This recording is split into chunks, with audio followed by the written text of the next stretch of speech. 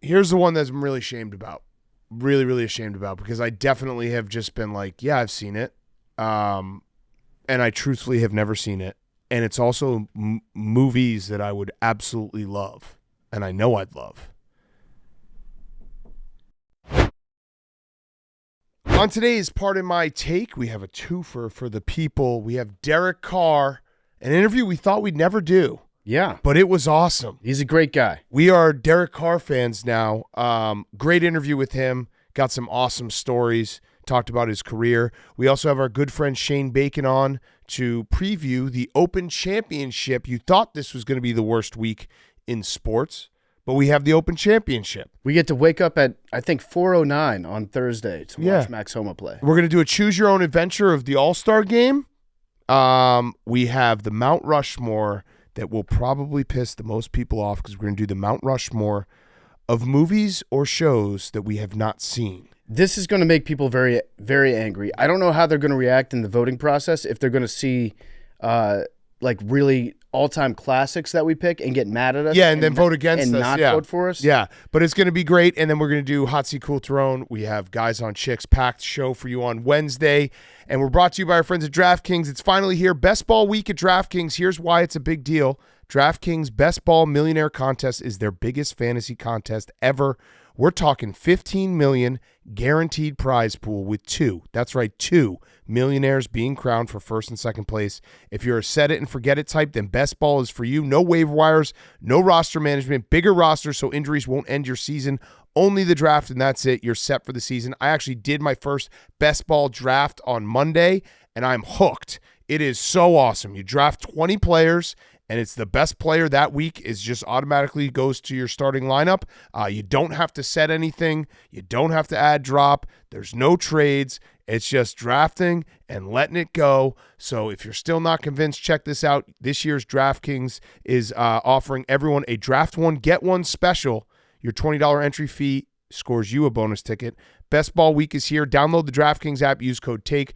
That's code TAKE for all customers who enter the NFL Best Ball 15 Million Millionaire Contest to get a bonus ticket and get a shot at being crowned one of two millionaires. It's Best Ball Week only on DraftKings. Okay, let's go.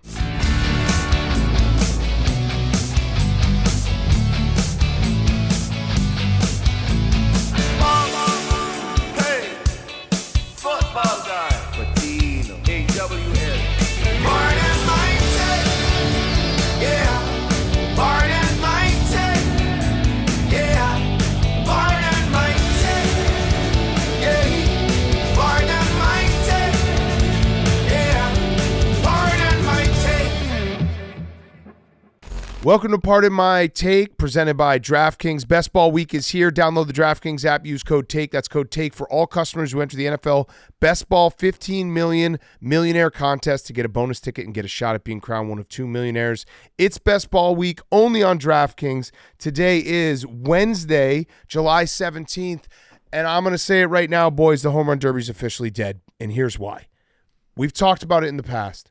The Home Run Derby has lost its luster. The Juice Ball Home Run Derby, the way the format was set. The Home Run Derby is dead because all it took was one horrific national anthem to steal the night. Yeah, that was a tough way to get it started. Very tough way. And that's the story, though, of the Home Run Derby was that national was how anthem. bad. I mean, Donald Trump getting his ear shot off maybe had the right idea. Didn't have to listen to that. Oh, man. That was bad. I didn't tweet that out last night. Oh, good. I didn't. I thought about it. And then I saw the memes happen, and I was like, okay, now it's a safe space to do it. Yeah, it's the Klay Thompson ear bleeding. It's the ear bleed. It was horrific. It was. Who was it? It was awful. I don't know, but apparently she's been nominated for several Grammy Awards. What? Yeah, it seemed like a prank in real time. It really did. It was so bad. It was one of those videos. If you pulled it up on your phone and started playing it, people would look and be like, "Are you watching porn?" Yeah, because there was like some shrieks in there. Ingrid Andress. Oh, Ingrid, that's tough. Yeah, and then the end, when she tried to really do something at the end with the scoops, it was awful. The Home Run Derby itself stunk too. It was bad. There's countless ways that you can improve the Home Run Derby. We just want to see all the dingers. Yeah. We want to see the ball hit the bat. We want to see the ball sail. We want to see it land. And then we want to wait for the next pitch. Yes. Is that so hard to do? It shouldn't be that hard to fix this. No. shout out the Oscar Hernandez. Yeah, the Oscar Hernandez. Yes. El Oscar. Yeah. Had a great night. Yeah, winning the home run derby. Pete Alonso, bad night. And that's all he cares about. Yep. But yeah, it was. I don't know. I wish home run derby used to mean something, man. We sound like old men, but I feel like it's the truth. It is the truth. I think our idea that we had last year was one of the best, which is if you test positive for steroids, you can get out of your suspension by winning the home run derby. Yeah. Breaking moves. Give us a cow, Max. Is that woo? Woo. So we already taped earlier today, but the national anthem, Ingrid Andress, released a statement saying, "I'm not going to bullshit y'all. I was drunk last night. I'm checking myself into a facility today to get the help I need. That was not me last night. I apologize to MLB, all the fans in this country I love so much for that rendition. I'll let you all know how rehab is. I hear it's super fun." Hopefully she gets better. Also, incredible move because now this goes down, like if she gets better, it goes down as like the funniest, coolest national anthem ever. This is how I knew to turn my life around. Yeah. Because I made America weep. Yeah. Yeah. So, yeah, I hope she's good. She says, see you in rehab. Here it's fun. Oh. So I don't know if that's accurate or not. I don't know who Feels who like she's not a great talked first to step. about rehab. Yeah. If I screwed up the national anthem, this would be a good PR 101 move, though. It's always a great move just whenever you screw anything up to say, I'm seeking treatment. Right. I need to work on myself. I'm seeking treatment. But yeah, that was, I mean, at least now we have an explanation for it because that would have been bad for her singing career if that was actually her. Yeah. And also in the actual home run derby, Max, was there controversy in your Phillies guy losing the semifinals? Yeah. Well, are you talking about the foul ball? Well, I'm talking about that and also the format. I don't know. I heard a rumor that they I did didn't see Different it. derbies that they did a different format than they were supposed to do. I don't know if that's true or not. I didn't know that. I did not know that. Yeah. And the foul ball didn't really seem that controversial, but I didn't hear that, so I just kind of guessed. Oh. Well, he hit a home run. His last swing of like the regular round was close to being a home run, but it was pretty clearly foul. I think some Philly people thought that it was supposed to be a 60-second swing off in the semifinals. Ah. But MLB changed it to just, 3 They swings? screwed Schwarber the other year. They did, yeah. Yeah. So they got it out for Philly. Okay. That was breaking moves. Back to what we were talking about. And then we have the All-Star Game, which we'll choose your own adventure because we're going to hit some dingers tonight. Paul Skeens was electric. He was. Shout out MLB, by the way, for actually doing the right thing and having Paul Skeens start this game. Well, Rob Manfred said that if they didn't make the right decision, they would have stepped in. So Yeah. apparently the manager made the call. That's then Rob Manfred trying to get credit for something that's bullshit. I would have done it too, is Yeah. what Rob Manfred said. They screwed it on the AL side because the AL's future AL Cy Young, Tariq Skubal, is not starting. And he is going to be the AL Cy Young, as that guy sent me the envelope. What are you laughing about? Oh, I said per you in Detroit. Yeah, not per biased, me. yeah. Per the guy who gave me the envelope that said bet him right now. He is the odds-on favorite right now. Nice. Yeah, so he's having a great year. Did the NL win? How many years in a row is it? The NL 9-1 AL, I think. In the last 10? Yeah. the NL did not win, sadly, tonight. Damn it. It's hard to win on the road. It's hard to win on the road. Hostile crowd. All right, so that's another loss for the NL. Brutal. You know what? I'm going to say the NL won. That way we can cover both our bases. You think they Yeah. broke the streak this Yeah, year? I don't know what the streak is at right now. What is it at? NL All-Star It's just been dominance. losing streak. I do think they won one. Oh no, they won one. They won last year, right? I think the streak was over last year. It was 9 years in a row. The Midsummer Classic, who could forget? Yeah, they slapped it. Yeah, how could we forget? Last year the NL won. So the AL's going to win. AL. Yeah, the AL AL's for going to sure. win. The AL's going to win. Max is looking it up right now. By the way, we have our intern starting on Wednesday, correct? Mm-hmm. Tomorrow? Mm-hmm. Today? Today. Very excited to introduce him to you. He's going to have to, because we obviously, Jake left. We need someone who's on their computer who can just be like, and this guy, by the way, I don't think this kid he's is not gonna going to be be good able at to it, do yeah. that, but he's going to at least give us moments where we're like, okay. Based on his past, I don't think we should allow him near a computer. Yes, that's correct. We'll have him tell the story when he gets debuted on Friday. We'll introduce him to the audience, and he had one story that basically hooked us for life based on content. But So the NL won last year. Who could forget? We obviously knew that. But the AL had won 9 in a row before that. So the streak is over. AL's back on top. AL's back on top. And a new streak begins right now. Oh, maybe a new streak starts with the NL. I'm back on the NL. You think the NL, it's flipped? This has been some really interesting talk. With bigger bases? PFT, before we get to our Mount Rushmore and our Hot Seat Cool Throne, I was cruising around the internet trying to find some sports stuff going on. This is the deadest week in the sports calendar by far. Mm-hmm. And that means that ESPN will do something that, remember when they ranked states, I believe?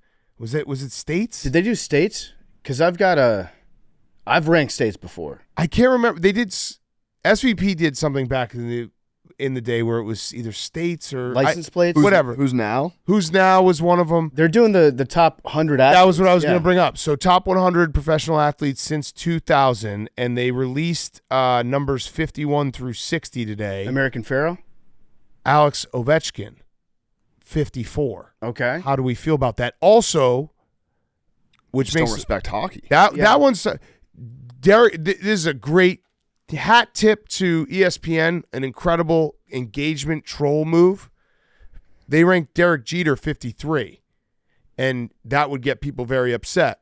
But then you remember he won the majority of his championships in the 90s. In the 90s, yeah. So that was a savvy move by them. Takes out the meat of his career. Yeah, they should have done like MJ 100. That's bullshit. That's bullshit that Ovi is so far down. Like Hank said, it's disrespectful to hockey. It's disrespectful to the entire country of Russia. The man is about to surpass Wayne Gretzky for the top goal scorer of all time in the NHL. What hockey players would be above him? I don't know, but they also ranked he was above 2 soccer players. Why do we have soccer in this? Luka Modric and Alexia Patelis. Okay. Yeah, it's garbage. Why would we? J.J. Watt 58. That's got to make you feel a little better. Yeah, J.J. Watt. He should be higher though. I know that's what I'm saying. It should make you feel better about Ovechkin because J.J. Watt is very, very good. These lists are designed to make you mad. Yes. That's what they exist for. It's like they have track and field. When Apple did their top 10 albums of all time, I think they had Frank Ocean ahead of Stevie Wonder. Yeah, this is a crazy list. They've gone every sport. There's more soccer and track and field. Shaun White's on there. Mookie Betts, Hank, 73. Great player. I don't think there's going to be a single. Bryce Harper's 79. Yeah, these are Chris Paul, 83. Yeah, these are just made to make you mad. We should do ours. Oh, I have a prediction. We should do our top 100. I have a prediction. Yeah. I think ESPN is going to put Serena number 1. Oh. Just to make people mad. Tiger's got to be very high. Tiger's going to be up there. Tiger But Tiger also started in the 90s. That's true, but the Masters win, the dominant Masters win, but the Tiger Slam was in the 2000s. Rory was 93. Yeah, I think you're right. I think they'll do Serena. They're going to go like Serena 1, and then like the rest of the top 10 is just going to be the U.S. women's national team. Yeah. American Pharaoh should be top 10. Flightline. Yeah, Flightline. Flightline should be number 1. Forget. Connor McDavid's 98. And Ed Reed, Charles Woodson 100. Okay, so yeah, this is going to make us mad. Yeah, that's fine. They have now hooked me. They've hooked me into it. I got to see. Do you think they'll do Serena over like Tom Brady? Because Tom Brady also has the perfect. His career was literally the last 20 years. Yeah, it started 2001. Right. Yeah, it should be Tom Brady, Serena duking it out for number 1 overall, and LeBron as well. LeBron also was. So it should be Brady, LeBron, Serena, but it will be Serena, LeBron, Brady. Maybe Sachin Tendulkar, the cricket player. Yeah, they could throw him in there. This will be spicy. How high does Mahomes go? I mean, shout out to ESPN for figuring out a way to fill up July. Yeah. Adrian Beltre was 52. This right now, today, this is when we should be talking about the NBA NFL debate. Yep. This exact day right now, Austin Rivers should have gone on McAfee's show and dropped that bomb on us. Yep. Got us through 2 weeks. This is a hot dog is a sandwich. We wasted 2 weeks during the NBA playoffs and NHL playoffs when we could just make a meal out of that. We said it in real time, too. Yeah. We said this is not when we're supposed to do this. We're supposed to wait. But, yeah, I'm hooked now. Now, the real question is going to be who is going to be the best male tennis player on the list? Is it going to be Federer? Should be Djokovic? I think we can agree Nadal last. Yeah, Nadal for sure last. It'll be Federer. Yeah, which is bullshit because Djokovic worked him multiple times and has more. Can he beat Alcatraz? He's 16 years older. I know this is just going to happen to me like everyone it happened. Federer and Djokovic are a lot closer in age, though. Are they going to have any drivers on there? Are they going to have any like F1 guys on the list? Yeah, Verstappen. Lewis Hamilton. Hamilton, yeah. Got more rings. Yeah, Lewis That'll Hamilton. get Sir people Lewis racing, man. Hamilton. Yeah. Sir Lewis Hamilton. Are you, Hank, quick check-in, are you okay with Jaylen Brown and Derek White? Yeah. Yeah. Why?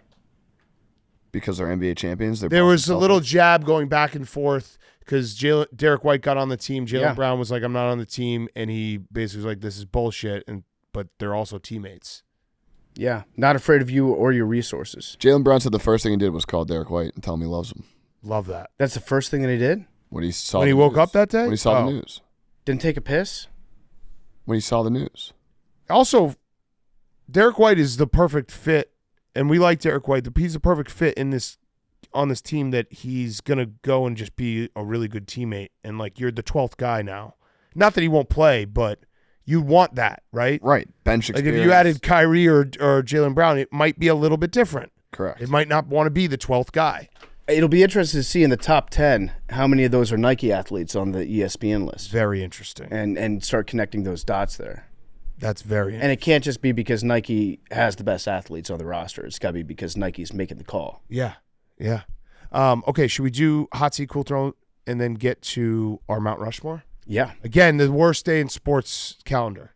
I'd agree with that. And the All-Star Game, it is sad because I feel like when we were kids, maybe kids like the All-Star Game. Maybe it's just old people never liked the All-Star Game. Yeah.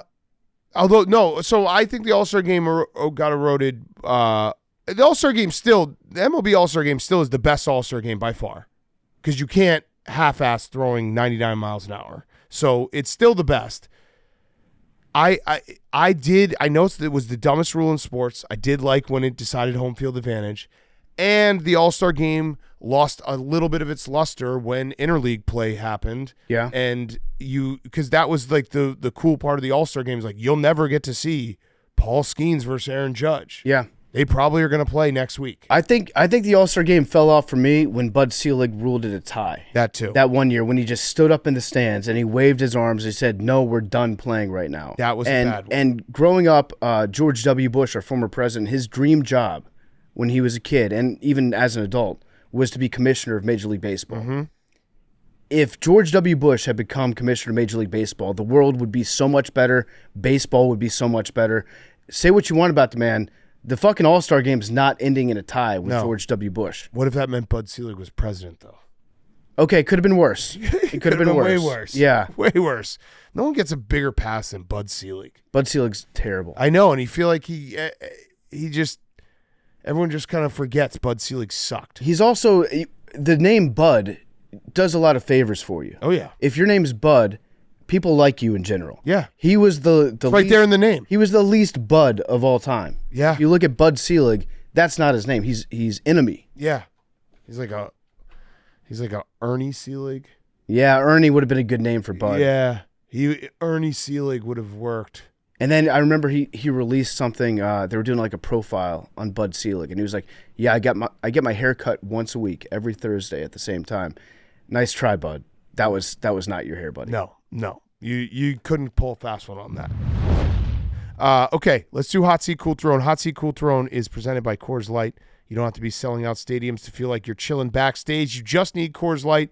Coors Light wants to make your summer more chill with limited edition backstage six-packs curated by some of your favorite artists because music plus Coors Light equals chill amplified. Coors Light is the only choice. When you're ready to choose chill, Coors Light is cold lagered, cold filtered, and cold packaged for a smoother finish.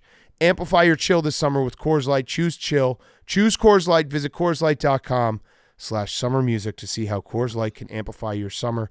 And be sure to keep an eye out on Coors Light's social handles and Coors Light Backstage Sixpack.com all summer long for the drops. Celebrate responsibly. Coors Brewing Company, Golden, Colorado.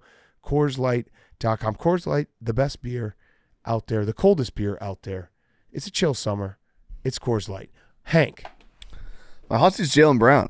Oh, why? Oh, that's why you didn't want to. I thought you were gonna skirt it. I thought that's what you were bringing up, but I don't know if he's on the hot seat. He's really just spitting facts, but Yeah. it's headlines that he probably doesn't want to be involved in. He was at the Celtics Summer League game last night. It was Celtics-Lakers, so they were playing Bronny Jr. And Bronny Jr. is on the Lakers too. Well, yeah, I guess people call LeBron Bronny. No.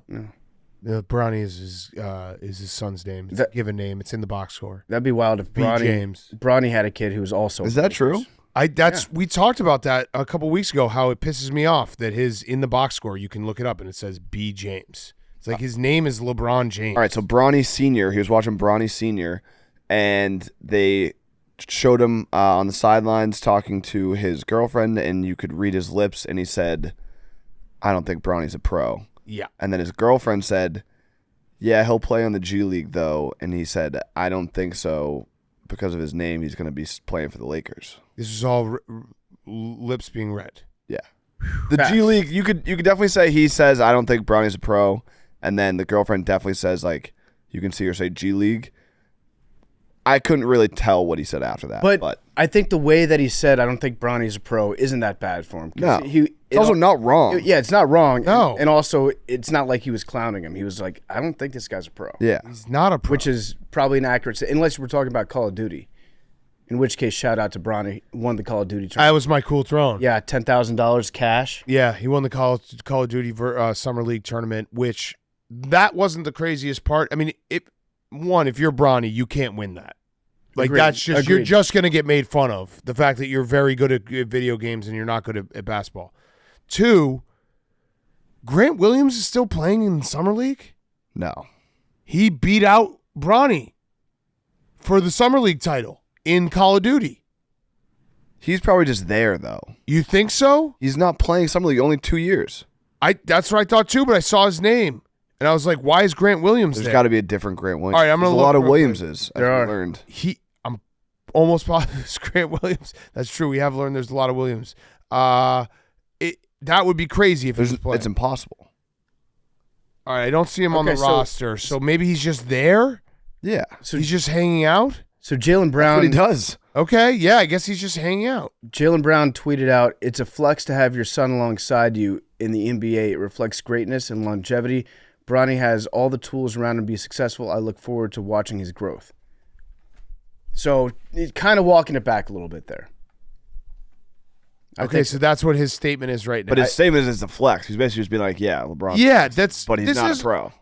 It's all LeBron's ego. That's what this whole thing is. It's. I don't want to.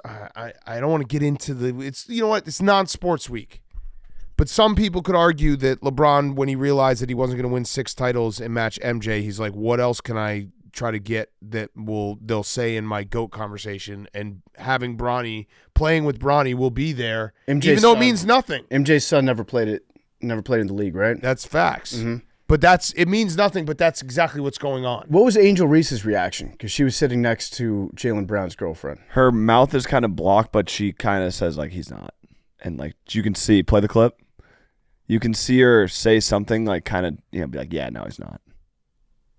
I don't think Bronny's a pro. Yeah, see, she shakes her head. Yeah. She's an attractive lady. Angel Reese is deep in her phone. She's a big phone girl. So, not to go back to this for a second, but Grant Williams is just playing Call of Duty Summer League? I got to see What this is list. going I gotta on? see They this- probably asked Grant Williams, "Hey, we need another player in this tournament. Can you come out and do it in conjunction with the Summer I League?" guess. Well, he's on, like we said, he's the VP of the Players Association. It's just very No, confusing. Jaylen Brown's the VP of the. It's very confusing that he was in this tournament, but okay. And Bronny did earn $10,000 for winning the tourney. Yeah, so does that count against the cap? I don't know. I don't know either. So the Call of Duty thing, that was only for Summer League players, right? It's not like Bronny is a world-class Call of Duty player. Apparently not, because Grant Williams is right there. He's not playing in Summer League.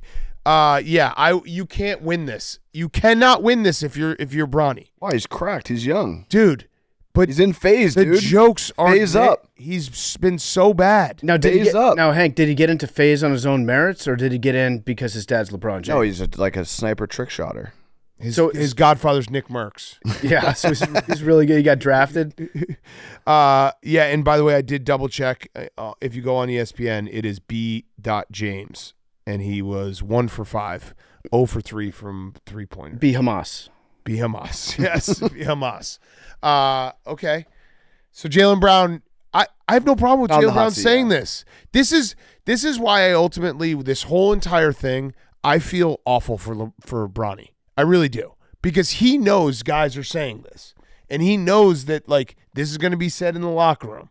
And it's going to be said when he's going up against another team. Everyone's going to look at him and be like, you're only here because of your dad, which I'm not saying he doesn't deserve to be there because of his dad, because LeBron James has done a ton for the NBA and he's been the best player for the last 20 years.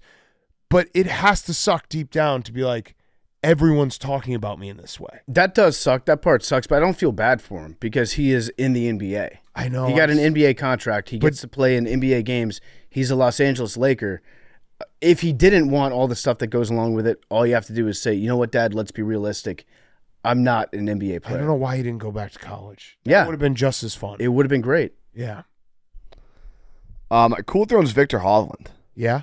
You guys ready to get deep? Let's get deep. Get deep on me. All right, so this is from Dylan Dethier, who is a Dethier? writer for Golf Magazine. Is that another Trump joke? Dethier. Okay. Dethier. Sure. Dethier. He said, what's on Victor Hovland's mind? A lot about the golf swing, plus this. And this is a quote from Victor Hovland. What do you think happens after we die? We don't know. The establishment will say your neurons will stop firing, your body will rot. Okay. The establishment? That's one explanation, but if you look at our ancestors, there's a huge culture that goes into preparing for the afterlife. Were they just idiots or were they onto something? Did this guy just discover religion? I'm just curious to so. find out. We've gotten sold that we have all the answers, but there's just so much we don't know. I find those questions super motivating, and I just want to figure it out. Okay, yeah. I think his mind is. I don't know that how focused he is on the Open this week. Hank, Just asking questions. what do you think happens after we die, Hank? Reincarnated into a different an animal. What animal? So like it's different for every person, but an animal where you can't speak, so you can't share your knowledge. With the words. You just have to exist with all your knowledge that you have? You would be a moth because you'd just fly directly at that lighthouse. Yeah. Yeah. Or a So whale. Victor Hovland's just sitting around with this in his brain right They're now? like, yeah, what's going on? How are you getting prepared for the U.S. Open, Victor? And he was just like, what happens after we die? I think what happens after you die is you get eaten by worms. And we all just become worms. So this guy, this is not a championship mentality that he's in. I don't think so. When you're entering a major championship week, you don't. Or maybe it is. Questioning Maybe your he's so unfocused on golf, he's just going to play well. How can you focus on golf? That's the thing. He's just, I don't know. I don't think he's going to play well. Not to get on the Victor Hovland thing, like going down this weird questions, but it is kind of weird that we bury people. Well, what are we going to do with them? I don't know, but Smell. just like thinking about it, that is kind of weird. Do you think in like 50 million years, people are going to be digging like on Long Island? There's a think giant dinosaurs got cemetery. buried? Yeah. The giant cemetery that we have there. Yeah. In 50 million years, are they going to be digging there and they're going to find that huge cemetery and just make oil out of all of us? I don't know, but it's just, this is one of those things you shouldn't think about things too much. Just thinking about like you put someone in a box and you put them in the ground and that's it. That's kind of weird. Yeah. Or you could get cremation. You could get cremated. Cremation's which better. feels a little less weird. I like cremation. It does feel You can at less least weird. be like, put a little me here, put a little me there. Put a little me on the Yeah. golf course. Yeah. Put a little me more on the golf course. You know what? Just pour the whole thing on the golf course. Ocean, Chop me up, do a line golf of me. course. Yeah. Oh, Hank. Oh, if Hank dies before us, we got to get him cremated and we'll fucking sit his ass in a chair at work every day. Fuck you, Hank. You're coming to work, buddy. I will haunt you. Yeah, you will. I won't be coming to work. I'll be retired. I fully believe that if Hank had the powers as a ghost to choose if you want to be a friendly ghost or a haunting ghost, Oh yeah. Hank would show up and just Would Hank- ruin everything. Put Hank back in like the 10th grade math class. Yeah, Like, that'd be here you bad. go, buddy. Take a seat. I want my body to be jettisoned into outer space after I die. Because it's a vacuum, right? So Yeah. nothing eats away at you. So that way my body's just floating around space forever. I like Until that. like a civilization discovers me and brings me back to life, puts me in a zoo. I like that. Yeah. I like that. Thanks, Victor. Yeah, thanks, Victor. You Yeah. got us going. Got us talking. Who is the establishment in this case? Yeah. The establishment tells you The that world? your neurons stop firing. Earth? God? NWO. NWO. Yeah, the WEF. That is, the establishment's not the right word there. The establishment says that when you die, you die. The establishment will say your neurons will stop firing, your body will rot. I think in this case, the establishment means people who are smarter than Doctors? Or could the establishment be your own body? his own brain. Maybe his own brain stops, the neurons stop firing. So he's at war against himself. Yeah. Okay, Victor, great thought starter. Yeah. Way to go, dude. What happens after we die? I might have to bet him. I might have to bet him. I'm going to do a death bet. Yeah, I'm betting him. I have to Fuck it. for a little bit. Yeah, He gets the clear jug, and he's just all morose and sad because he's like, yeah, but you know what? Like, one day I'm going to die. And then what? Maybe he becomes a golf ball. That would suck. Yeah. Just get smashed around. Maybe one of those old ghosts that hangs out at the golf course after they win a tournament there that we see in the movies all the time. Okay. PFT, your hot seat, cool throw? My hot seat was going to be Bronny, but I feel like we've reached the depths of the Bronny conversation. So my cool throw. Caitlin Clark? Hot seat. Charlotte? Caitlin Clark might get a free trip to Paris. I don't know. We'll see. Cool thrown, Stephen A. Smith. Yes. Because he won the divorce. Officially, Stephen A. Smith has won the Skip Bayless, Stephen A. Smith divorce. It took a few years to get there. Skip seemed like he was happy with his new flame. Things were going well with him and Shannon. Then Shannon said, you know what, I can do better. He goes off, does his own podcast, gets 5 trillion views on it, works for ESPN, seems to be having a good time. Then they tried to replace Shannon with like 5 different people on Undisputed. And it just wasn't hitting the same for Skip. So Skip is out at Fox Sports, I believe, at the end of the summer. What is he going to do? I offered the intern spot on Part of My Take to Skip Bayless. Love that. I think that if Skip wants to reach the next generation, this is a good place to do it. Have him on that couch over there. Yep. We need a Cowboys fan all the time. Yep. I mean, there's always room in this world for Skip Bayless, like taking off a Cowboys jersey and throwing it into a trash compactor and walking out of the room. Those videos are always going to hit. This is kind of a win for the world. In what way? Like Skip, I've always thought Skip is he sucks. Like Stephen A. Smith is playing a character. I like Stephen A. Smith. I know that he can be a provocateur, but he's doing somewhat of an act. Skip is kind of just an asshole. But I kind of like that.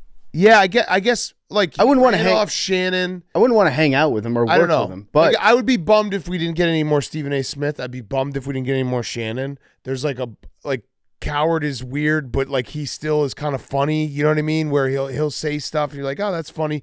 Skip doesn't really add anything, but besides being an asshole and running like the same 3 plays. Yeah, he just feels different than the other guys in that group. But I do love something about Skip Bayless. I mean, I don't want to have a conversation with him. I don't want to hang out with him. I don't want to work with him. But I feel like the sports ecosystem needs a Skip Bayless. Somebody that's so like dead set. Every single moment of Skip Bayless's life is focused on how can I make this about LeBron James. Yeah. Or the Cowboys. He was heartbroken that Bronny wasn't playing well because I think he wanted Bronny to be better than his dad. Yeah. He'll come on the show now, I'm sure. He'll have to I'm sure we'll have Skip Bayless on in like the fall or the spring. Him being like, I have this new project. I think we should hire him. Please go listen. I think we should hire Skip Bayless. Yeah. Imagine him just hanging out in the office all the time. Ernestine, dual package. We need Ernestine. Gotta have Ernestine. She's his producer. Can't sleep in the same bed though. Yeah, Skip on the weekdays. Does that mean are they gonna start sleeping in the same bed every night? They might start fucking. Oh my god! In which case this sucks for Ernestine. I feel bad for Ernestine. What if Skip and Ernestine start doing it, and then all of a sudden, like Skip Bayless changes his entire tune on life? He's like, I found the love of a woman. Yeah, getting laid is awesome. LeBron, you're actually a great player. Yeah, you're a cool dude. For everything. My bad. Tim Tebow. I tried the virginity thing. Having sex is way better. I no longer love you. Yeah. So Skip's out. Sad day. Crazy. Sad day for sports. Yeah. Okay, my hot seat is Florida State. Oh, they're doing top 10 quarterbacks. Seen right that, now. Max? Yeah, top 10 quarterbacks, and Jalen Hurts is not in the top 10. It's a Jalen Hurts revenge tour this year. It's going to be great. I don't see a Dak on that list. Oh, there he is. He's at 10. He's at 10. Number 10. Behind Jared Goff. Florida State has been announced, so the ACC is still up in the air. Weird shit. Everyone thinks they might leave. The Big Ten and the SEC came out and said they are not interested in taking Florida State. They basically said it makes no financial sense for the league, and they have not been a good partner.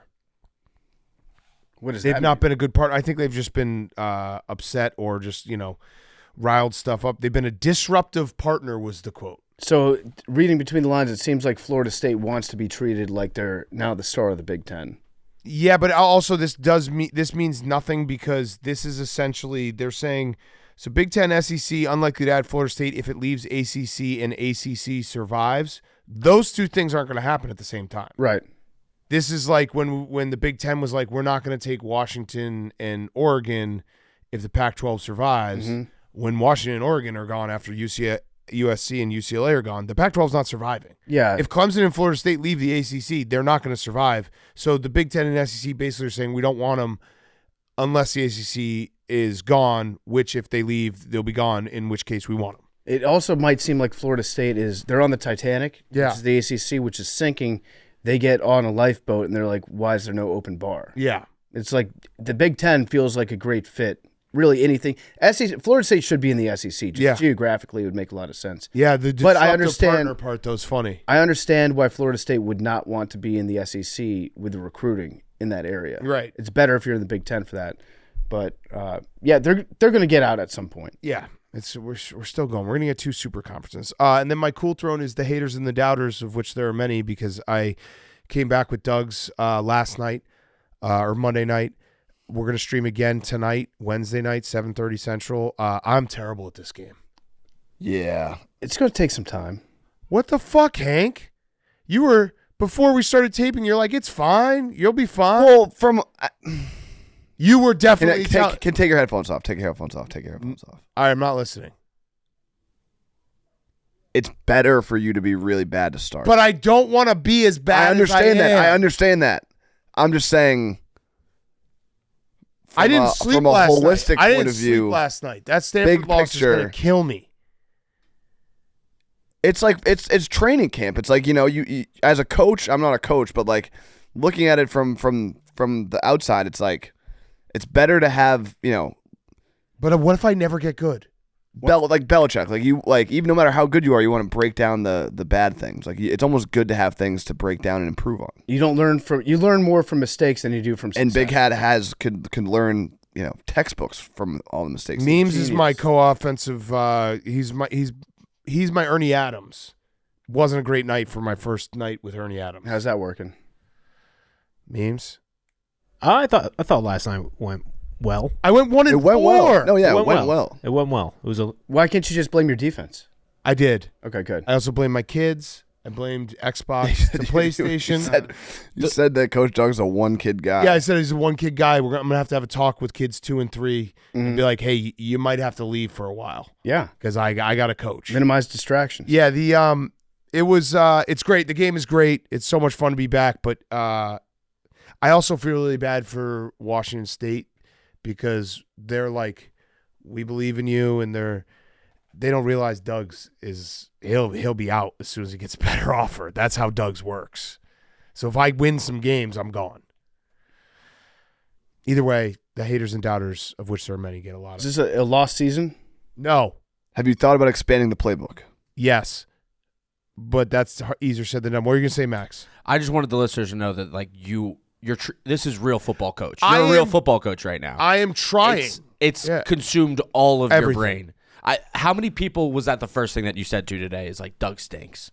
Oh, every single person I saw. Like it's completely consumed. It's your all brain. I've got on my mind. It's a This football is- coach. You're a it's- real football coach. It's back into. I forgot what it's like to be doing this, where you're playing video games for a lot of people, and it's just it eats away at me. I didn't sleep last night. I was like, God damn it, 2 and 3 is so much better than 1 and 4.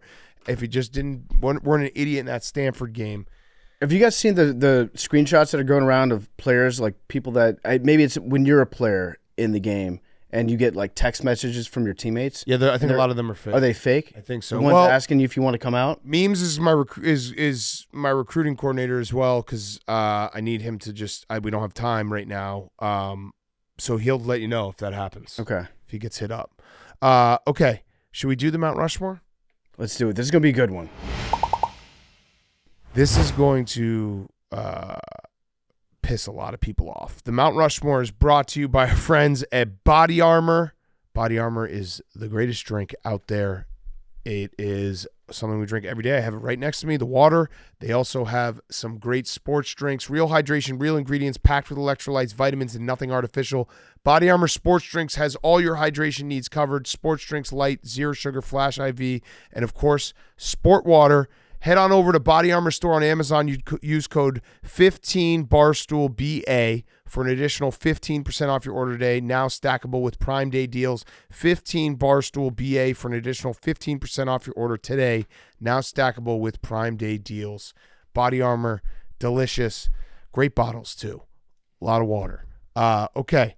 Mount Rushmore of movies and TV shows we've never seen. Now, this is going to be honor system. I think we all trust each other. Yep. We also all know a lot of like where our blind spots are. Well, also, these are deeply embarrassing things at times to admit. Yeah, very. No, I've had this theory for a while where I one of my picks might be out there, but I think that everyone has one or two movies or shows that they just missed. Mm-hmm. And when you say it out loud, people are like, "What? How is that possible?" And you I always have hear one on them my- talked about where Yes. you're like, you don't want to, because then you're just distracting the conversation about the movie or show to everyone be like, wait, you haven't seen that? I have one on my list that I actually think that I've like just said yes I've seen and I have not seen, and I know like because I'm so embarrassed about it, and it like eats me up inside because it's something I would love, but yeah, this is gonna be Mount Rushmore. People are gonna be very upset about.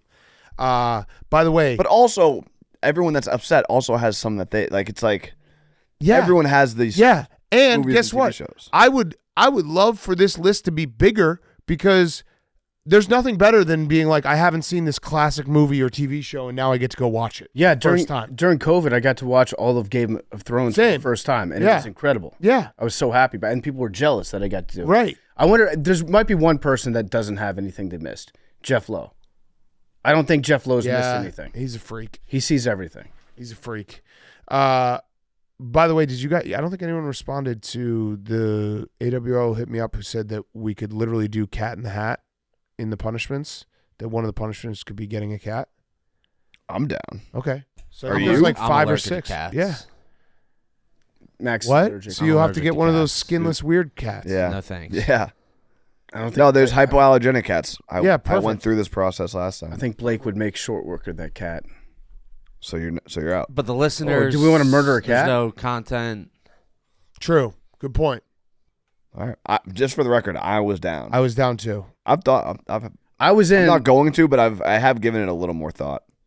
I'm down, but since Max But said I just he's think out, it'd I be don't Yeah, think we weird should to do have it. a cat yeah. as a single guy. Yeah, no, it'd definitely be a weird mood. That's why you gotta make it not weird and get 3 cats. That's how you make it not weird. All right, Give me chill. Mount Rushmore. So what's the order? I'm going first? Yep. Big Cat, Hank, Max, me. Okay. My 1-1. I think this is going to hurt PFT. Yeah. It's an easy 1-1.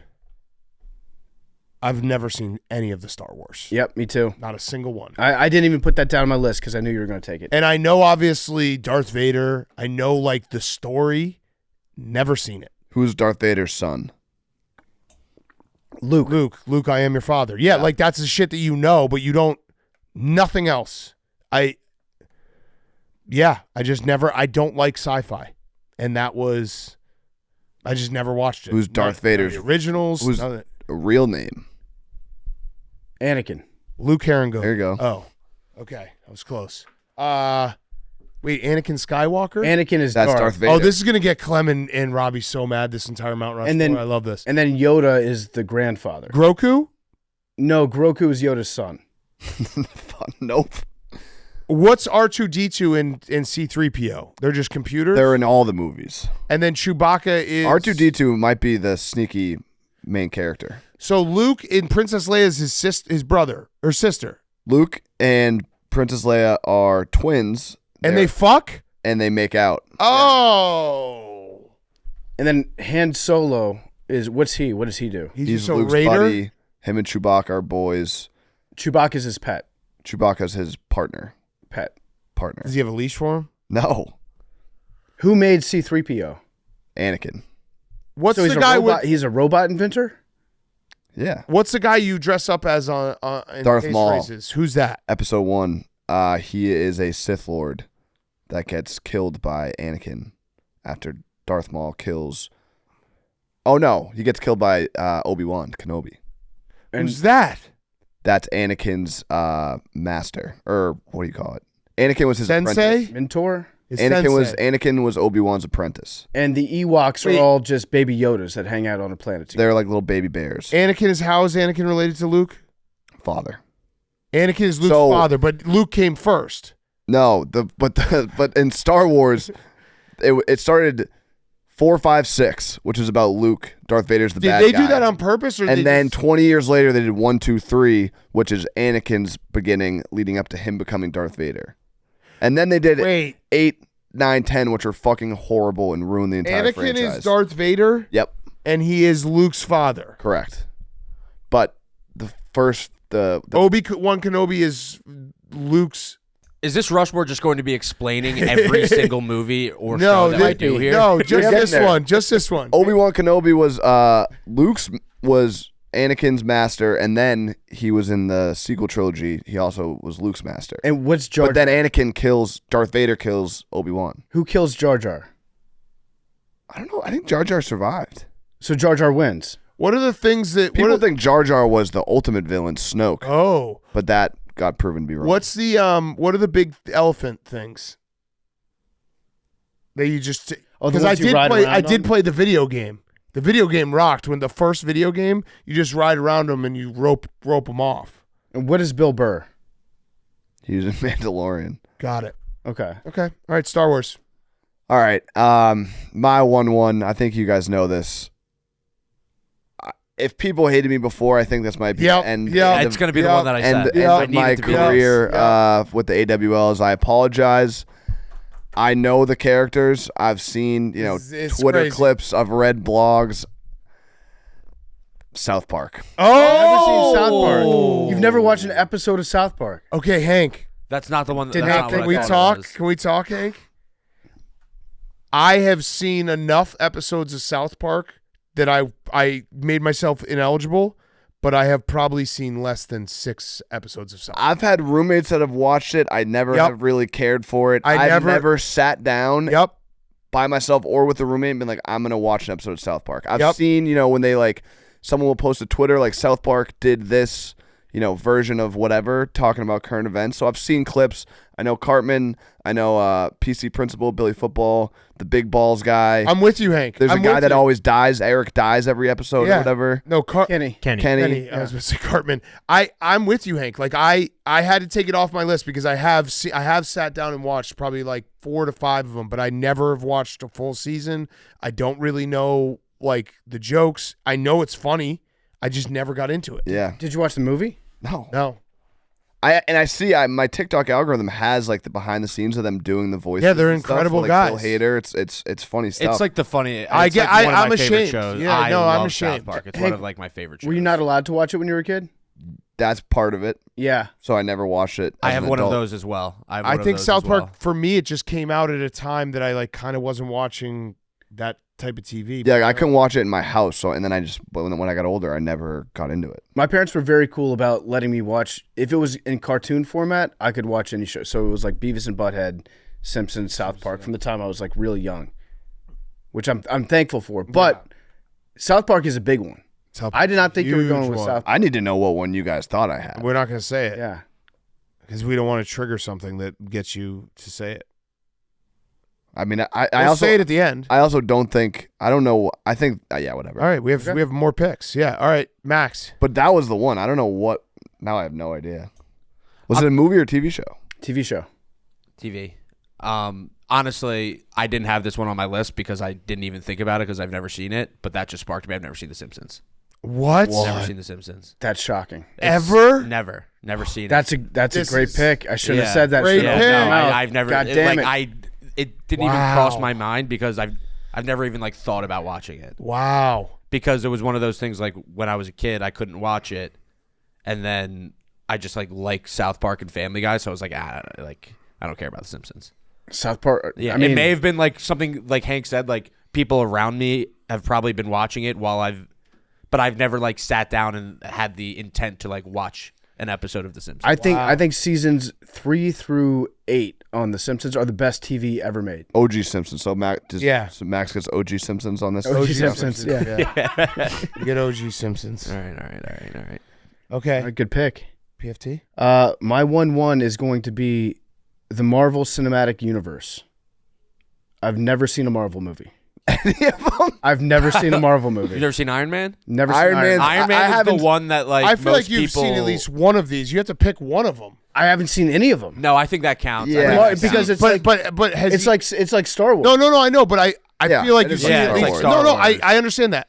I'm saying I feel like there's one that he's seen that he doesn't realize he's seen. Okay, all right. Unless That's my point. Unless it's Iron Man. Name the most common ones. It's Iron Have you seen- Man. and none of the Avengers. I did see 15 minutes of Iron Man 2 But that's in a none living of the room. Avengers. That's fine. I think Never that, seen like, an we Avengers. Kind of, Captain America. Nope. Spider-Man. Spider-Man. I have seen Batman. Daredevil. Spider-Man, but it has But to be Batman- Tom Holland Spider-Man. Ant-Man. No. Batman's not in No the Marvel. Spider-Man. You never seen even the Tobey Maguire Haven't seen Spider-Man? any Spider-Man. Never watched a Spider-Man. That's insane. that's, I haven't. Yeah, I that's haven't even more either. crazy. You could put, I haven't you either. Could, you could even put the Spider-Mans on there. Yeah. Blade? Like the Tobey Maguire. Blade is not. I might I put don't both even know what. Spider-Mans. Yeah. Isn't Blade a Marvel? I don't think Blade is No. Marvel. I don't know what that is. Yeah. Okay. I don't know. That's, I don't know that's what that Guardians is of the either. Galaxy. Wesley Guardians of the Snipes. Galaxy Never is another seen it. one that's. That's I haven't seen That's the most one of with the them. raccoon and Yes. the tree, I right? am Groot. Yeah, the tree. Endgame. I've only No. seen the Iron Mans and like one of the first Endgame movie or the first Avengers movie. I promise you, I've never seen a Marvel movie. Yeah. And they're like, if you go down the list, Black Panther. oh, is that a Marvel movie? Oh, got him. Yes. Black Yes! Panther's Marvel. I did Yes! watch Black Panther. I did not see Black Panther. Yep. Black Panther's Marvel. Damn. Okay. I was actually worried about saying I hadn't seen Black Panther because I have not seen Black Panther. Black Panther's good. Second one's good too. It's very good. I saw it on an I- airplane.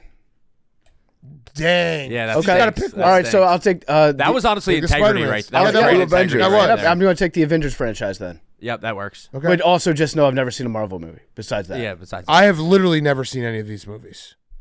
Not a single one. Blade is Marvel, by the way. Is that the Wesley Snipes? Yeah.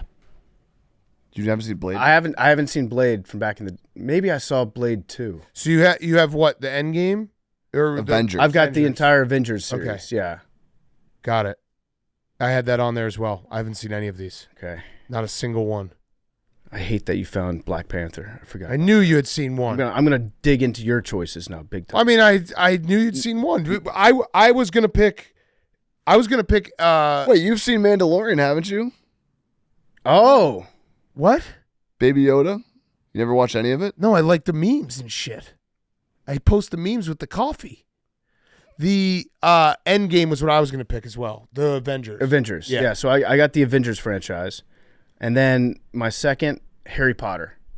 What? Never seen a Harry Potter. Also, that's a show. Never read a It's book. Star Wars. But no, I haven't seen the Star Wars movie. You want to put movie? I'm just. Okay. We can put movie. I'm pretty sure I just posted the memes because I thought he was the cutest thing ever. Maybe we should do like a different, like the show is red and like the movie is green and on the graphic and do a little. I've T never at the seen a bottom. Star Wars movie. Yeah. Okay, but Harry Potter. Yeah, I've never seen it. Yeah. either. No, that's Never read it. Those are two heavy hitters for Yeah, me. Right never there. watched it. Never People seen get very mad at me about the Harry Potter thing. I know that Max looks like that one guy. Hagrid. Yeah. I actually I read the books as a kid, probably the last books I ever read. And I forget what caused it, but I got into Harry Potter movie binge this year. I I watch Harry. rewatched them all. I do that like once every like 3 years. I love Harry Potter. haven't It's my seen any favorite Harry one of Potter as those, well. like, I went on a Harry fantasy Potter stuff. podcast a couple years ago. Never saw anything. They explained Harry Potter to me, so I understand part of it. And there's houses, right? So you can be in a different clan. Yeah. Well, I don't know. I've never. Would you rather be Gryffindor, Hufflepuff, Slytherin, or Ravenclaw? Ravenclaw. Easy answer. Slytherin. That's a good one. That's bad the guy. very happy people. Yeah. bad. Ravenclaw's a good answer. Ravenclaw's mid. Ah, shit. You want to be Hufflepuff, right? Gryffindor. Well, it depends. I want to be Slytherin. Ravenclaw's not a bad pick. Okay. Max. The Wire. Never seen a single episode. good It's pick. always That's- one that's Dude, been on people my are gonna list hate of like this I have to so watch much. this. I have to watch this. People are gonna hate this Never so done it. Wire's much. favorite show of all time. Watch it probably once a year. They're gonna hate. I have read the oral so history actually much. of The Wire. It's really good.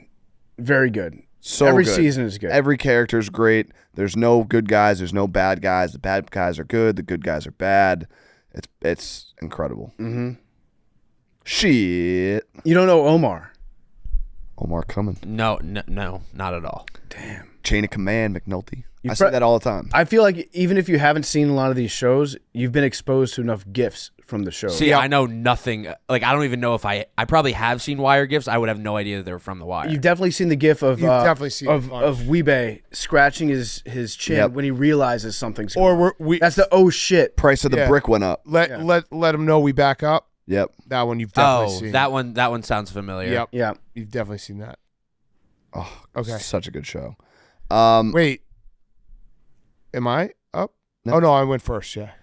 It's in order. I'm gonna go. I said this on the show a couple weeks ago. The Matrix. Yeah. Red pill, blue pill, Good pick. dodging bullets. You haven't seen any of them? We're living in a simulation. Yep. Like red pilled. Is red pilled political or is that Matrix? It's become political. Become political. But the initial reference of the red pill and the blue pill was the red pill, you can see what's really going on under the surface, and the blue pill is just go back to your life and fuck around. So do you want the truth or And not? what does he take in the movie? He takes the red pill. Takes the red pill. Matrix 1 was so good. Loved that movie. Yeah. It was so good. It's a like big time deal too. All right, I got two. I think I've said this one before. I've never seen a full episode of Friends. That one's on there. I've just never seen a full episode. That's a banger. I thought about putting that on my banger. list. I think I've seen too many half episodes I've of seen Friends. clips, but like I was a Seinfeld guy through and through. Yeah. Seen every Seinfeld 1,000 times. I just never liked Friends. Once you realize that they put a laugh track for every single like other Yes. word, it kind of ruins it. Yeah, Just never. Not that I ever really loved it, but listening to Friends from a different room, it will annoy the fuck out Yeah. of you because you just hear pause, laughter, pause, and you're like, there's no chance this show could be that funny. Yeah. All right. Here's the one that I'm really ashamed about. Really, really ashamed about because I definitely have just been like, yeah, I've seen it. And I truthfully have never seen it. And it's also movies that I would absolutely love. And I know I'd love. I've never seen a single Fast and Furious. Yeah, it's good. And I I'm saw, like, this actually like pains me. to I'm say. actually kind of. I've only seen a couple. It pains me to say because like, especially because Feidelberg is like one of my favorite people in the entire world. Yeah. And his excitement for it gets me excited. I'm like, I know I'd love this. And it fucking pains me. I've never seen a single Fast and Furious. Yeah. Feidelberg turned me on those, but I've never loved the movies. I saw the first two, and they're good that you can just turn your brain off. Yeah. And But just- that's the type of movie I love. Yeah, it's a great turn your brain off movie. Yeah. So that hurts. It hurts. I'm happy I've been able to say it out loud. What's the? I don't want to talk about it. Okay. It's me. Yeah. These are more. My last two are more from when we were younger, or when I was younger. Okay. Jurassic Park. Okay. Oh, you stole that from me. I never saw that. People would always That's talk how about it. That's when that was the original. When I said that like 5 years ago, and people flipped on me. Really? Yeah. I should have seen that. You can get away with it. Yeah, I I feel should've like seen I feel like there's movies that when I was younger, like I had a lot of movies on VHS, and if it wasn't in my collection, I never saw it. It's really about the first one. The first Jurassic Park, I think, is Yeah, no, the first one. is the best. The first one with Chris Pratt, where he's doing the thing to the Raptors, the stop. No, yeah, That I'm one- talking about the that OG, one's pretty good too. But the OG, Steven Spielberg. Yep. Yeah, I've seen Jurassic World. I don't think I've ever seen Jurassic Park. why the fuck don't we have Jurassic Park yet? Because Why is that? Agreed, Why is that agreed. not a Yeah, real thing? agreed. Why is that? take over the world? So I don't give a fuck. Who cares? Instead of buying a website so that you can post on it, Elon, buy a fucking dinosaur. Make dinosaurs for the people. Yep. All right, Hank. Or no, Me. Max. Good pick, Hank. I had it on my list. Never seen Gladiator.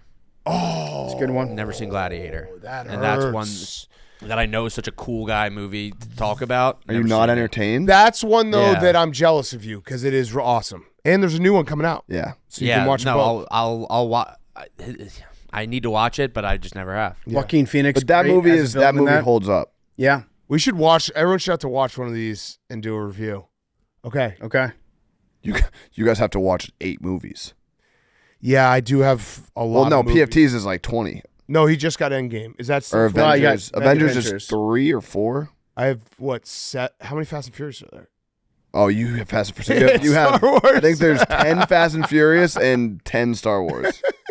But that's also, it's easier to miss those because if you miss the first, you just say no. And that's what I've done. All right. You have 2 picks, PFT. I'm deeply ashamed of this one because I do think at some point I have said that I've seen one of them. Yep. The Godfather. What? I've never seen. I've never seen There's Godfather. no way that's true. It is true. I don't believe The that. scene I remember, I saw there was a We've grandfather. joked about it a million times about LeBron, and you've known the characters. I know the characters. I feel like this is. Well, no, you can't say that. Oh, okay. I'm no, being that's honest. fine. I know. I'm being it's honest. shocking I to me.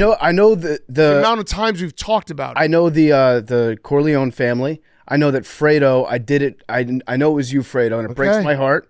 Kiss him, right? That's his brother, right? What? Fredo Corleone is Al Pacino's brother. Yes. Kisses him, says, "I know that. I know the references. I know that the old guy dies having a heart attack in his garden, Yeah. right, with his granddaughter around Grandson, I think. him. Never seen any of the Godfathers. I've only seen him like twice, so that's not that crazy. And the first one, No, it's the first one I watched in school. The so crazy part I was saying is we've made fun of LeBron like 1,000 times talking about the Godfather. For reading the Godfather, Right. There's been times where I've tried to watch Godfather 2, and I feel like it's a movie. It's as long. As it is, it puts me just like It's so good, though. I've turned it on and I fall asleep. It's so good. and so the Godfather 3 is the one with De Niro, right? No, Godfather 2. De Niro's in all of them. No, De Niro's in Godfather 2. But the third one is the one we don't talk about. Third one is Just when you I've thought I never was seen out. Godfather 3.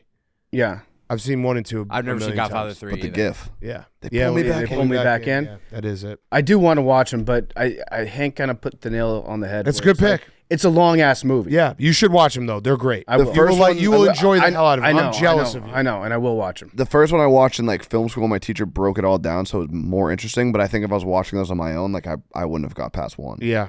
Okay, All right. for the last pick, I want to say I almost took one, but out of the spirit of fairness, I've seen over half this movie. I've seen probably 60 minutes of it, so I did not take Toy Story. Okay. But I almost did. I've never watched the entire thing. I didn't cover to watch cover before. Toy Story till I had kids. Yeah. Like I didn't see it as a kid. Yeah. So I'm going to go with Hunger Games. Mm, Never seen Hunger Games. good pick. Good pick. Good movies, Good movies. good books. I'm jealous of you for being able to watch Godfather. I think I realized I've only read books of like movies. Do you ever read the book Books first? of movies. You watch the movie then read the book. Hunger Games, I watched the movie, and then the next movie hadn't been out yet, so I read the book because I wanted to find out what happened. Got it. Catching Fire. Okay, Max. I have the same one as PFT, is that I don't think that I've seen it, but I may have seen it, so I'm not going to take it, which would have been The Departed. Hank's seen it 17 times in the last 2 weeks. Yeah, I don't think I've. I've sat next to Hank on 2 different plane trips, and he's been watching on both plane trips. I was finishing it. It's a good plane movie. Yeah, it was after Missoula, and then I was finishing it. I wasn't watching it again. but- Okay. You just go back and forth between The Town, The Departed, Yeah. Good Will Hunting. The big 3. It is a nice big 3 for city movies. The one that I know that I haven't seen that you guys are going to get mad about is Peaky Blinders. That's not mad. I'm just like, that's kind of like The Godfather with PFT. I'm like, I'm Yeah. actually kind of jealous. Yeah. 'Cause those are so good. Season 1 is really good. Yeah. So good. They're great. Those are great shows and movies. What city are they in? Birmingham? Yeah. It's got a little Philly in it. Yeah. It's like the Philly of England. Grit. Okay. Hank. This one I think about saying every year around Christmas time when the debate happens. Die Hard. I had that on my list. I had that on my list. Good movie. Never seen Good it. movie. I don't know if it's a Christmas movie or not because I've never seen it. Have you seen any of them? No. With The Vengeance? I just know there's a tower because they put it in Call of Duty one year. Okinawa Tower or whatever. Yeah, Die Hard 1 is awesome. Awesome. Awesome. So good. And I know that Snape from Harry Potter, I believe, is the bad guy of Die Hard. Well, they don't know Snape, so. Yeah, I don't know There's nothing. Yeah. anything about that. Is Snape the hat? They don't know Harry Potter, and we don't know Die Hard. It's the hat so that. we What have the a heck is full- it? He's a bad guy. It is. He's a bad What's guy. wrong with Harry Potter? Like, a hat tells you where you have to go to school? I guess that's what a people sorting do on hat. National Signing Day. That's Anyway, a sorting hat. All right, so my last pick I'm gonna go back to TV show. All I know about this show is that people were really pissed at the end, but I've never seen a second of Lost. I had that on my list too. Yeah. Not a second of Lost. I also only watched that in school. Yeah. Your school played Lost for We you? watched the first season, yeah. I know the premise was awesome. What school did you go forget to? what class this was. This was in high school. How hungover full were your season? teachers? Yeah, dude, every day we'd go into class season is and watch crazy. Lost. It was sick. No, Lost is great. That was the first show I ever binged. Like I got Netflix when I was in high school, and I learned that you could binge TV shows. That was the first one I ever binged. I stayed up to like 4 a.m. every day watching it. What grade did you get in that class? Probably like a C. In the Lost class? It was an elective, and I forget what the premise even was. We watched that. We watched Lost, and we watched the bear documentary. Oh, Grizzly Oh, the Man? guy Yeah. who Yeah. got eaten? Yeah. This class sounds awesome. You Yeah, just it was watched great. a ton of I TV. think Hank's teacher was just hungover every day. Was it like a psych class? It was an elective. I forget what the premise of the elective was, but it was a great class. It was me and I don't know why. I just remember it was me and a lot of females were in the class. Like there wasn't any other guys. Females. Hell yeah, I dude. like that. Shit Fuck rocks yes. for you. Look at that female. Nice job, Hank. That's sick, dude. All right, what do you guys got? Let's do a brain dump. I had Star Trek. Yep. I've never seen Yeah, a movie same. or a TV show of Same. Star Trek. I wouldn't. I don't even feel bad about Yeah, that. no, that's one. a No. fucking that's a Yeah. Nerds. nerd shit. I if somebody were to ask me like, are you a Star Wars guy or a Star Trek guy, I would immediately say Star Wars, despite the fact I've never seen any of them. Yeah. Yep. Rick and Morty Same. had that on my list. I've seen a couple episodes. Rick and Morty, people come up to me all the time and they're like, dude, you would love Rick and Morty. Yeah. Like they want me, they get mad that I haven't seen it Yeah. yet. Yeah. I had Mad Men. Yep. Yeah. I had Mad Men. Mad Yep. Men. I started that, but I couldn't put it in good faith because I think I've watched 2 episodes. I tried to watch the first episode, got about 20 minutes in. I was like, there's something else going on. I texted my wife just to tell me what haven't I seen because she's like, there's so many times where she's watching a show and I'm watching sports, but she wrote West Wing, Downton Abbey, Mad Men, Friday Night Lights. Ooh, Friday Night Lights. is a good one. I've never seen Friday Night Lights. It's is a a good football one. show. I saw the movie. Yeah, it's like loosely a football. No, saw you the gotta movie. watch Friday Night Friday Night Lights. Feidelberg is gonna kill you. Yeah, I know. Yeah. I had never seen Friday Night Lights until like 2 years ago, and I watched the first couple episodes. It seems like it's Yeah. going to be a good show. Dexter, You're still getting Dexter, through it. yeah. Boardwalk Empire, Yellowstone, Lord of the Rings, Harry Potter, Lord of the Rings. Lord of the you should have Rings. said. Yeah. Homeland, Lord of the Homeland, Rings is a big one. Lord of Yeah. the Rings is a massive. Homeland. Just watch the first two seasons of Homeland. Yeah, so those are all the ones I haven't seen. She just brain dumped. She's like, here you go, all these popular shows. Yeah. Okay. I've never saw Indiana Jones and House of Cards. Those were the two the big ones on. Should I pick Lord of the Rings over Lost? Yeah, I I didn't think know so, which yes. one's bigger. You I think should've so. said- You had Lord Yeah. of the Rings and Star Lord Wars. of the Rings is banger. Lost. I Yeah. don't even know. I've never even thought about even like looking at Lord of the Rings. That's how uninterested I am in it. I think the second movie is like 3.5 hours long. Never, Lord of it's the Rings. never even crossed my mind to be like, oh, I should check this thing out. Like, I know there's a Hobbit and a ring. So probably the reason why Big Cat took Lost is the same reason I was thinking about taking Lost, which is when that show came out. Oh yeah, It was Massive. It was all you talked about, and Massive. you had weeks between episodes, so you would just fill in your school week or your work week, just talk with people about like, what do you think is going to happen? Where are they? So it was like a big part of life in the early 2000s. yeah, Just talking about Lost. yeah. That was big. By the way, Hank, I thought you were going to say The Office. Mm-hmm. I thought you were going to Yeah, say that you. we thought you'd never seen The Office. That's like the only show I've watched. Oh, okay. why did we get? I don't Why did know. that rumor I start? love The I don't Office. know. Oh, we literally were I watched The convinced you'd never Office. seen The Office. One thing That's Shane. Shane's never seen The Office. Shane's Yeah. never seen any of this. Yeah. Shane's I never watched- seen the show. Shane never had a television. I think there's people that watch The Office in real time and then people that watch it after the fact. I've done both. Same, but like I was watching it in real time too. Yeah, I was watching it in real time. The episode after the Super Bowl was like Yeah, one we of the for most some iconic the- episodes of all time. The rumor started that you had not seen The Office. We were just sitting around being like, "How did you not see?" The I No. might continue to believe that. I mean, like Parks and Rec, I've only seen a couple episodes, but I have seen a couple episodes Have you seen Seinfeld? a million times. I had the Seinfeld DVDs, Office DVDs were like the two shows I had on DVD I've watched every episode like a 'Cause million times. People in the office are chatting. They're saying that you've never seen The Office or Seinfeld. Bro, let's go head to head. I'll take you all. Maybe not Big Cat, but I think I could go head to head with anyone in this office on On The Office? I have no Michael idea. Scott Office. I stopped watching after he left. D'Angelo Vickers was pretty good. Yeah, like sometimes I'll be scrolling TV and then I'll turn on an episode. I'm like, I haven't seen this, and it's because Michael Scott left. What was Dwight's cousin's name? Mose You have seen it. You're good. Yeah. also wrote the show. I have no what idea. was Andy's acapella group called? The Oh, I got this one. what the fuck is it's the someone with the mascot? No. Was it Here Comes Trouble? Here Comes Trouble. Oh yeah, I didn't know that. I didn't know. Yeah, First, I asked that question, and I was like, "Wait, am I thinking of Pitch Perfect?" Can you name one of his co-singers in Here Comes Trouble? Yes, One of his Broccoli buddies. Rob. Broccoli Rob. Yep. Great show. Great show. Great show. Hey, I don't think can't you've ever wait. seen The Office. Can we go see The Godfather together? I can't wait Yeah. to see The Yeah. Godfather. I really want to see it. Which one should I start with? One. Okay. I think everyone should have to do one of these. Yeah. One of these. I'll do all the things. Fast and Furiouses. And we should do a recap.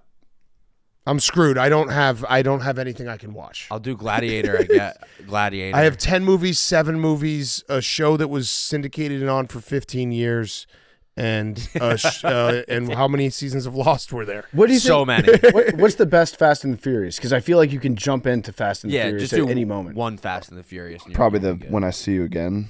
I like Fast 5. Okay. I've only seen like the first 2. I think I Too tried Fast, to do Too a thing Furious where was I gold. would like binge Fast and Furious like it was a TV show, and then I stopped after like I think like movie 3. Yeah. Before we get to Derek Carr, he's brought to you by Chevy. As everyone knows, this is a Chevy truck podcast. The greatest trucks ever built, and our friends at Chevrolet have been a big part of my take story.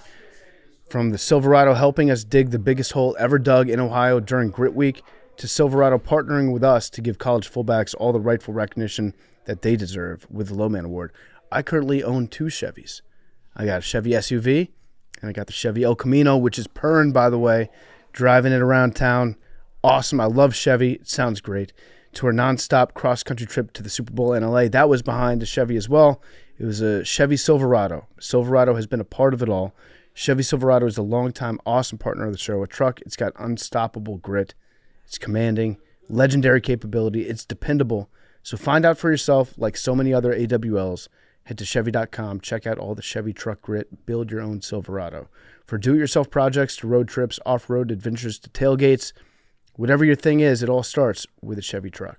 Now here's Derek Carr. Okay, we now welcome on a very, very special guest. It is our Chill Week interviews, sponsored by Coors Light and Chevy Silverado. It's 4-time Pro Bowler, New Orleans Saints quarterback Derek Carr. Derek, first of all, thank you for joining us. Absolutely. We appreciate it. Let's start. Let's ease in with some golf. How are we feeling about the golf? Golf, the game is nice right now. Okay. So I don't know what that means because you could wake up in golf and it could be terrible again. Right. Yep. So, Right. So we'll see how the weekend goes, but I feel confident. Yeah. Golf's a weird sport where, for me at least, sometimes when I wake up and I feel great, Yes. I play terribly. When I wake up and I feel awful, Yes. I go out there and I just play really well. So I don't know. It probably says more about me mentally than anything else. Definitely. For sure. But yeah, so what's the expectation this week? What would you be happy with? Expectation top 10. That's the expectation. I've gotten better every year. Top 20 last year.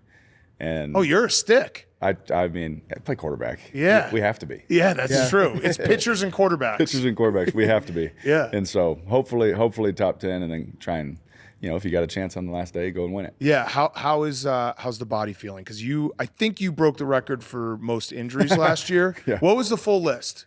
Full list. Oh man, 2 concussions, some stuff about my shoulder that it was jacked up. Okay. Jacked up shoulder. Jacked up shoulder, and then two different broken ribs. Oh my God. How many ribs have you broken in your career? Oh, I think I'm up to 5 or 6. Nobody will ever break the record for Drew Brees. You broke a lot of ribs that year. On that one hit too. Yeah, yeah. Oh my gosh. Yeah. And then just like being a rotational athlete, like I did one, then it got better, and then I did the other one. But like you imagine doing that many at once. I know. And still trying to throw, I was like, that's miserable. So how long after the season ended did you feel like you were back to 100%? Or maybe the answer is you're not yet. No, I definitely I feel 100% going into camp. So that's awesome. Okay. I was able to do everything.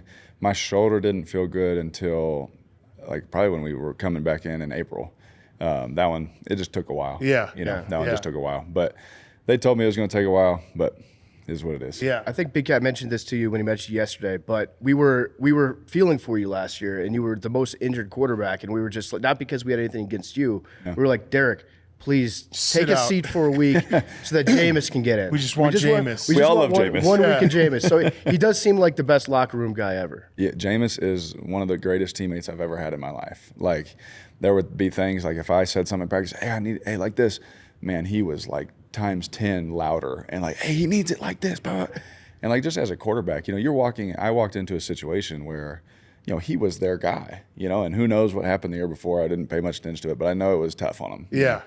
And now I'm walking in that situation, so who knows what it's going to be like. The organization wants to go in a different direction, all this kind of stuff. But he like blew my mind on just the kind of person he was. Yeah. I love him as a player. We all love watching him because he does not care. No, and it's like you're going to watch something exciting. Whether it be good or bad, it's going to be exciting. It's going to be exciting. Someone's band's going to play. Yeah. We just don't know which one sometimes. But the one thing I love about Jameis is, he doesn't get enough credit for just how good of a player he is. Yeah. Because he is hilarious. He is a funny teammate. He has all the sound bites and all that, like the memes galore, right? But he's a great player, but he's just one of the greatest people. Yeah. And you guys know that. Yeah, absolutely. So you have an interesting career because your older brother, David, gets drafted #1 overall, goes to the Texans. I think he broke the record for most sacks taken. Still has it. Sam didn't take it from him last year? I know it was like neck and neck for a while. Yeah. Still has it. He Still has it. It was an expansion team, by the way, too. So it's like an impossible spot to get into. You're like a teenager when you're watching all this. Was there any moment where you're watching it, you're like, football might not be for me? Because this, you have to see, like, you're sitting there and you're like, I feel for my brother because he's just put in a terrible spot. Absolutely. Just as I'm just a kid, I'm like, I'm pretty good at basketball. Yeah, right. I'm a good shortstop, right. And, but like at the end of the day, I knew what I was just blessed and called to do. Football was just, it just came easy to me. And so, like, I'm watching that and I was like, well, what a great opportunity for me to learn. Yeah. And I remember Reggie McKenzie, our GM with the Raiders, he said, the reason I wanted to pick you so bad was you lived, a very difficult thing to watch. Right. And your brother taught you. You were there with him. Like, you were at his house every day. Right. And my brother just groomed me, taught me everything he could, got me around all the guys. And so, like, football at that point, it was like, that path looked so easy. Yeah. Obviously it's not, but just it looked normal. Right. Right. How hard was it though? Because we're fans. We sit on the couch. A guy gets sacked. We're like, get up. Like, like, come on, pussy, get up. But it's your brother, and it's your family is watching this, and he's going through basically literal torture. Yeah. Was it just like agonizing at times to watch, him try to make it in the NFL and have that go down? Yeah, the hardest part for me was like I didn't understand the why yet because I'm 15, 16 years old. I'm sitting there watching it. I don't know why, I don't know what the protection. I don't know what's going on. And the hardest part was watching like my mom, my grandma, and like his wife. Like that was the hardest part for me. Just as we have a close family, we all love each other so dearly and deeply, and so I felt like their emotions. Like watching his wife go through. I'm like, golly, like she's like a nervous wreck every game because like, is he going to be okay after this? Yeah. Like, it wasn't like, are we going to win? It was like, I just want him to be intact. Yeah, just try not to get sacked more than 5 times today. Yeah, 100%. But you want to talk about, like, I always prided myself on being a tough football player, play through anything, all that. But like some of the stuff that he went through, like I was like, that's where I learned it. Yeah. But I haven't had to deal with some of the stuff he did. But thankfully, but watching it was hard. But it also gave me confidence to know, like, all right, he's like teaching me protections. If you're not so good here, this is a way to fix that. Yeah. So it was a really good learning lesson. It's also, I would imagine, like difficult because the NFL and all pro sports, a lot of it is the situation, like where you end up and who you're around and the situation that you're put in. Like, was it difficult for him to watch that and be like, if I had just been drafted a little bit differently, different team, different circumstance, things could have gone a different way for me? Yeah, like he won't say it, but like for me watching, now that I know what was going on, I can go back and watch his games. I'm like, holy crap, Yeah. Like I know what I'm seeing, and I go back and I'm like, dude, like he's way more talented than I am. Yeah. 240, you know, runs a 4.6, throws the ball 85 yards, like genius, smart. It's like when he went to New York and he was with Eli, like it was really cool. He's like, I got an organization with like a great team, great system, great defense, all this kind of stuff. He's like, I'd go in the game and it was like, we go right down the field. It was easy. Right. You know, Right. He's like, I never felt football like that since college. Right. And so, of course you think like, man, what if he was in a different situation? Yeah. You know, so it'll never happen, but But it's a tough one to deal with, because you just have to sit there and be like, what if? It's interesting because where he got drafted, you ended up moving. The family moved to Texas, right? And so you played high school football in Texas for a little bit. Yep. The fact that he's on the Texans, I know how seriously they take high school football down there. Oh, man. You get like a period in your school day dedicated to football. That's right. The fact that he was with the Texans might have made you a better quarterback just because of the environment that you got to play in, which is kind of crazy to think about. Yeah, 100%. Like I got to play against, you know, Houston, especially, you know, Texas 5A football. Like it was insane. You know, we played one team had 11 D1 dudes just on their defense, and you're like, you know, you're not gonna get that competition in Fresno. You know, no offense, but you know, that's my hometown. But I was like, you're not gonna get that. So it absolutely helped. And then being able to, you know, throw routes to Andre Johnson wasn't bad. That doesn't hurt either. That would definitely that's a fair point. fun. And one thing your brother's really good at, he is the #1 Derek Carr defender. It's true. He's got your back, and it's good to have family in your corner like that, and he will go after anyone that says anything bad about you. When you were growing up and he was in the league, I know you don't listen to your own media. You know, you got to try to like tune out and not listen to good or bad. sports That's talk right. radio. Yeah. It's rat poison, right? Even if it's good, it's like just false sense of security. But when you're growing up and your brother's in the league, are you listening to what the media is saying about him? And then are you like calling up sports talk radio shows? Or you're like, hey, this is Derek from Sugarland. You need to shut your mouth about David. 100%. No, you know what's funny is like back then media was so different. Y'all remember like it was like blogs, you know. So I'm not going on a website to look at a blog. You actively have to like opt into it. Yeah, you have to like choose. I need to see this. And so for me that was like it was just newspaper, but like I'm, you know, teenager. I'm not reading the newspaper. Right. So and even like the team, like I would play against people and they would just think it was cool that my brother was in the NFL. Yeah. You know, and so like I never had to deal with anything. I don't like what he dealt with or his wife dealt with, but like for me as a kid, like it was just like my brother's in the NFL, like that's sick. You know? Yeah. And then you have another brother, right? Middle and brother. he's the one who blocks everyone on Twitter. Oh, I love that. Man's he's ride or die. He's aggressive. Yeah. I think we're all blocked. His fuse is about this big. He's like 6'6", 300, you know, benches 450. So it's like he can do whatever he wants. Yeah. He patrols the streets for you. Do you know that? Like that he just has everyone blocked? I didn't know that he had everybody blocked, but which is hilarious. Yeah. No, it's like the most ride or die thing that I love because it's like, it's your brother. Like, of course he's going to block anyone who says shit about you. Of course. Yeah. And I'll take him blocking someone rather than him reacting. Because there's times like where he'll react and I'm like, bro, it doesn't matter, bro. Like, like they're doing a job. Like at the end of the day, like if I saw him, they'd probably be like, what's up, Derek? I'd be like, what's up? You know? Yeah, like, right. And so I was like, bro, don't react to him. But like for me to say that to him, I'm still little brother. So he's like, yeah, bro, like shut up. Yeah, right. Now's probably a good time to bring this up then. You actually blocked me on Twitter. Oh. I did. And so what was it about? Well, so I did some research because when you I'm not blocked. when you left I checked. you left the Raiders and then you posted like a goodbye statement. Okay. And then the guys sent that in the group chat. They're like, hey, Derek Carr just said goodbye. Yep. I couldn't see it. And I was like, oh, what's going on? He's got me blocked. So Hank looked it up. We did this live on PMT like 3 years ago. Yep. So you tweeted out, this is like 7 years ago. Okay. Those who control their tongue will have a long life. Opening your mouth can ruin everything. Yeah, I've done and I that a couple replied, are you talking about herpes? So I think that's a fair reply, right? Yeah, that is. Yo, that's so funny. That's a fair reply. Yeah. So I think that's a fair what reply. it did it. But maybe you just saw herpes and you were like, block. Maybe, because like that doesn't seem like something I'd block you for. Usually, honestly, if I block you, it's probably something to do. Someone said something about my teammate, my team, or me. Yeah. And it has nothing to do. Like I had this one dude with the Raiders, like media. He was like, "You blocked me." I'm like, "You probably said something stupid." Yeah, and right. And I just don't want someone to like it or what. And I see it. Right. And I said it has nothing. It's freaking social media. It's not personal. Right. You know? But I was like, my mindset is like, I know I'm emotional, so I have to defend myself to get away from that. Yeah. Sure. And so I don't know. I don't think the herpes thing would have got me. Yeah. It could have been something else. But this is the one interaction I think hilarious. that we had.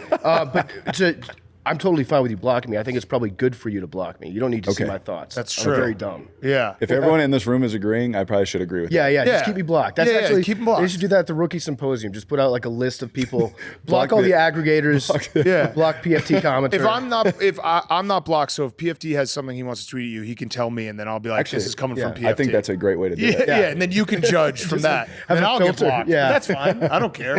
Yeah. That's hilarious. I mean, you said it. You are emotional, which I feel like everyone has always been like, Derek Carr is one of the best teammates, and like he's the heartbeat of the team, especially with everything you guys went through that Raiders season.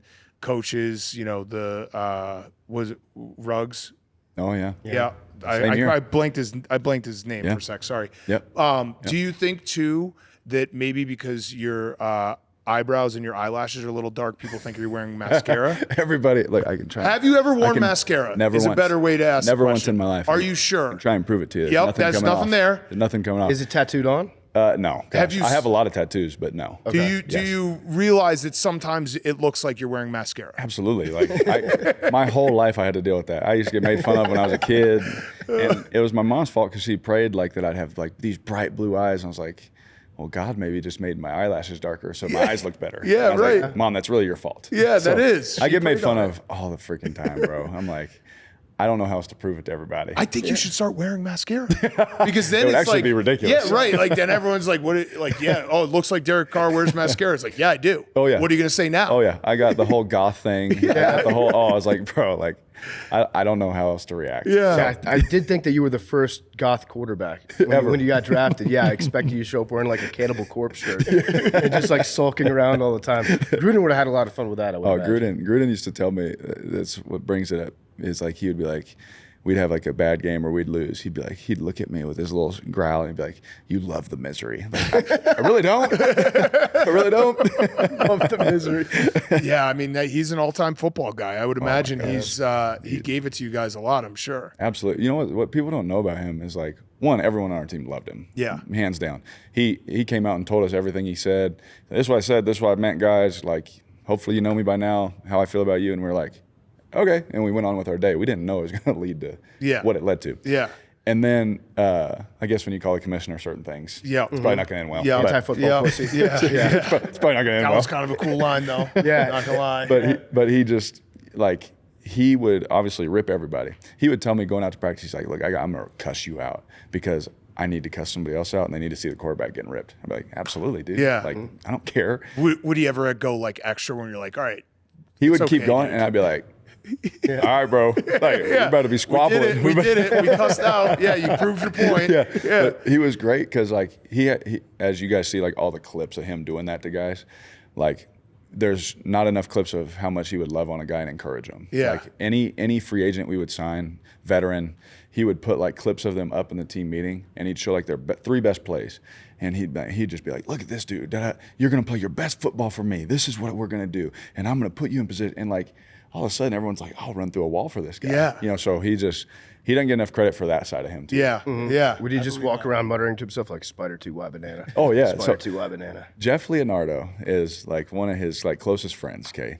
And what Jeff Leonardo would do is any saying he would have or a play that he always said, he'd make shirts. So we'd come in one day and there'd just be like a picture of a spider and a banana. Yeah. Like, and so every day he would have sayings, he would literally be mumbling them to himself. And the next day Jeff would have a shirt with it. I love it. It was great. He loved running Spider 2Y banana. Absolutely. That was one of our favorites. Was there ever a time where like, all right, maybe this doesn't call for Spider 2Y banana, coach? Oh, You know what's crazy with him is he's the king of that play. He called it. Like, I want to say we were like 100% on that play. Hey, listen, you if it can't stop works, spam it. Yeah, he's playing Yes. Madden. He's just spamming a play over and over. We used to do the Y banana, the corner. Then we would do like the little hide one. You know, you always see like you look this way and then throw it to the guy wide open. Yep. Over here. Yeah. We hit that play. I'm not kidding you. I was like, there's no way it's going to work. Like 4 weeks in a row. Right. And it was open every time. That's crazy. Oh, yeah. and you can't shake off Spider 2 Y banana. You can't No, be you like, can't "No, shake we're not No. running that." That'll be in every playbook for the rest of my life. Yeah. Yeah, I imagine that you got to spend some time with John Madden as well. I didn't get time. didn't meet just him? family members. But Okay. it sucks. Yeah. Him and Kenny Stabler. Like, I met Kenny Stabler's family, but never got time with them. Yeah. Okay. Yeah. Yeah. The the other all-time football guy you played with or played for, I know it wasn't your full career, but Pat Hill. Yes. Is my favorite. We actually have a gambling trophy named after Pat Hill. Do you really? Yes, because I love that. I mean, in his anytime, any place, anywhere, Fresno State teams where he'd be like, yeah, we'll go play Oregon, then we'll go play FSU, then we'll go play USC. Yeah. The best. So what was like the recruiting process? Obviously, he knew you because you're brother, but like, was it a no-brainer that you were going to go play for Pat Hill? Yeah, like Your dad offered you too, right? No. So he called my dad. You're all right. Okay. Yeah. So I was getting recruited. So I was in Houston, and I was getting recruited like starting in freshman football by everybody. I was like, what? I didn't see this in California. So I'm getting recruited. I'm getting offered. I'm starting to get.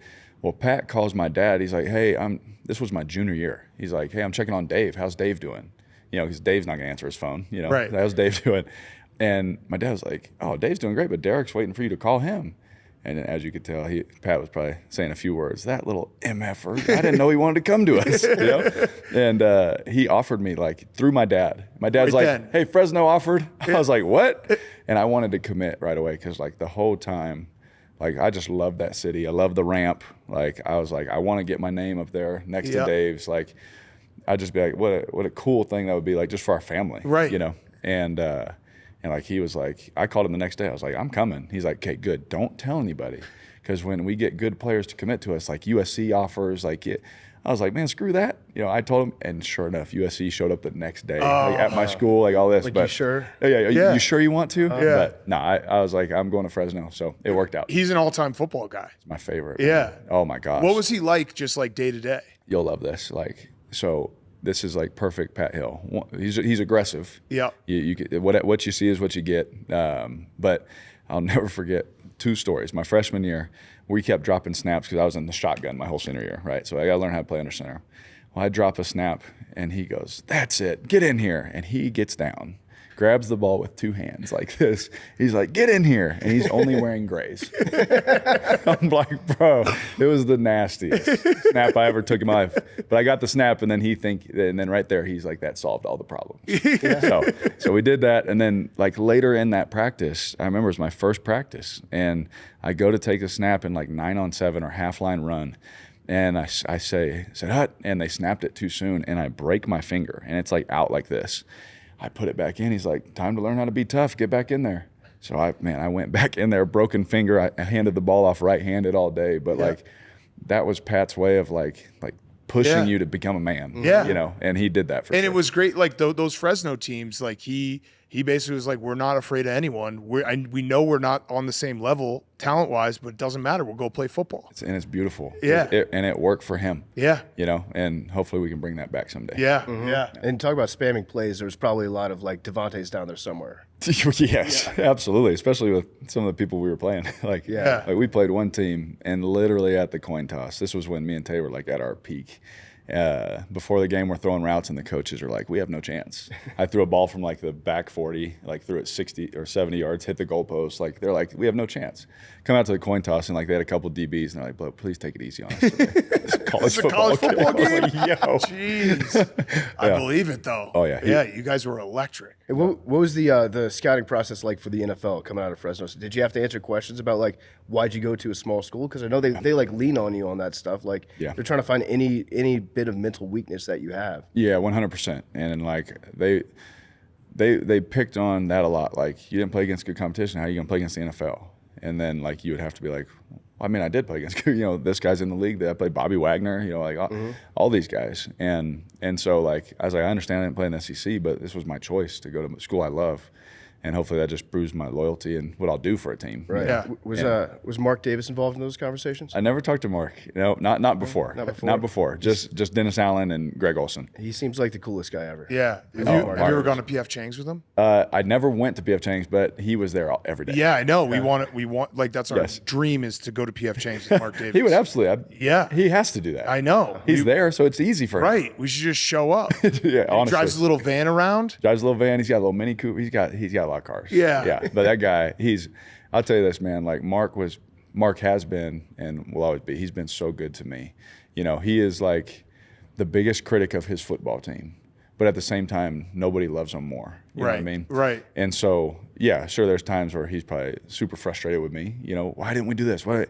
but he just wants to understand because he didn't come like from that football, like, you know, coaching background and all that. And so he just wants to understand the why. Yeah. And so, you know, as he keeps surrounding himself, you know, Tom's there now in the ownership, and it looked like Seymour may join and all that. Like, as he keeps surrounding himself with like football people and all that, and understanding that the process and that, I think that they'll have more success. Yeah. And so. And he also is just swaggy as hell. I freaking love it. The white The jeans. all white. Yeah, all the white. is jeans. such a good look. Oh, I yeah. mean, the haircut. Yeah. I mean, MD, it's a man. crazy haircut. He's the only one in the world who can pull it off. He told me, he's like, so when I signed my first contract with him, he's like, I'm going to buy you a car. I was like, all right, sick. Like, do I need to take it out of the deal? He's like, no, don't even worry about it. You know, Ferrari, got you. I was like, sick, man, because we always talk about cars together. And so he's like, I'm coming over. So he comes over, and he pulls out this car about this big. It's a Ferrari. He's like, got it for your kids. I already gave you enough money. I was like, this dude's awesome. Yeah. That's a good prank. Would he get his haircut in the facility? Never saw that. Okay. Yeah. I'd love to just be there to watch his hair. I would. Like buy him, he might cut his own hair. He could. I know that there's one person that does it, and wherever that, like, he flies them in. I do know that. Perfect. Yeah. That's perfect. Yeah, we need to get PF Chang's with Mark Davis. We have Absolutely. to. He'd be a great interview. Yeah. We're going to get back to Derek Carr in a second. He's brought to you by Viator. Hank and I went on a nice little trip thanks to Viator last year. We did a little riverboat cruise in Chicago, got to know the city. Viator is a tool that you can use to plan and book travel experiences all around the world. The app and website make it easy to explore 300,000 plus travel experiences so you can discover what's out there no matter where you're traveling and what you're interested in. If you're planning a late July vacation, August vacation, go into Viator. See what Viator has to offer in the city that you're traveling to. They can get you hooked up with great experiences, perfect travel experiences for you. They have free cancellation. It helps you plan for the unexpected, and 300,000 plus travel experiences to choose from. It means that you can plan something that everyone that you're traveling with will enjoy. They also have 24/7 customer service, so you can know that you'll get support at any hour if things aren't going as planned. And they have real traveler reviews, so you get to hear inside information from the people who've already been on the experience that you're considering. Download the Viator app now. Use code Viator10 for 10% off your first booking in the app. Find travel experiences for you. Do more with Viator. Download the Viator app now. Use code Viator10 for 10% off your first booking in the app. Derek Carr is also brought to you by our great friends over at Keeps. That's right, Keeps helps men reclaim their identity. Keeps is all about confidence. If your hair has always been a part of who you are and something that you want to keep around, Keeps can help. Hair or no hair, we think you should be the one to decide. With a full suite of products designed to regrow hair, maintain your hairline, or help you cover bald spots, Keeps helps you find the exact product suited to your hair loss needs. Keeps offers hair thickening shampoo, conditioner, styling pomade. These products work together to complement your treatment plan, and they enhance results by making thinning hair look thicker using a special formula designed by hair loss experts. They support healthy hair growth with natural, science-backed ingredients like biotin, caffeine, green tea, and saw palmetto. Thanks to Keeps for sponsoring this podcast. Hair loss stops with Keeps. For a special offer to get started, go to keeps.com/PMT. That's KEEPS.com/PMT. Their shampoo, by the way, smells fantastic. Some of these other hair loss treatments doesn't smell good. Keeps has good smelling stuff for sure. Results may vary. Not offered in every state. Medications prescribed only if clinically appropriate. Consultation required. And now here's more Derek Carr. Speaking of teammates, what was your favorite memory of Antonio Brown? That week? Was it a week? So me and AB, I loved AB. Yeah. You know, I loved AB. Even at the end, like, he was like, you know, Derek Carr, good dude, but couldn't handle AB. And I was like, you know what? You're probably right. Like, wait, that also is like kind of telling on himself. Like, couldn't handle AB. It's like, well, dude, like, could you just tone it down? I was like, man, you're probably right. And I was waiting for him to say something crazy because I got like, you know, this is when I got mad at Pat McAfee, actually, because Pat was like, AB probably couldn't get the ball in practice and probably just wanted to leave. And I was like, bro, I got about 40 clips. Yeah. Of I thought I was going to win MVP that year. Yeah. You know, getting like, him the ball. Oh yeah. my gosh. I was Yeah. like, he's the hardest practicing player I've ever seen in my life. Yeah. And he practices hard. He competes at just a different level. And, you know, hopefully he's a Hall of Famer. Like, as a player, he's a Hall of Famer. Are insane. Yeah. Insane. Yeah. And I loved my time with him. I let him borrow my car, you know, like when he was in town, like he came out, like it's like a little 4-seater Mercedes, like 8 people come jumping out of it to come film. I was like, I freaking love this. You know? And it was only, what was it, like 2 weeks? We had it. Well, it depends. Like into camp, I think it was 2 weeks. Yeah. But so we had him in the off season. So we had a lot of time together throwing and.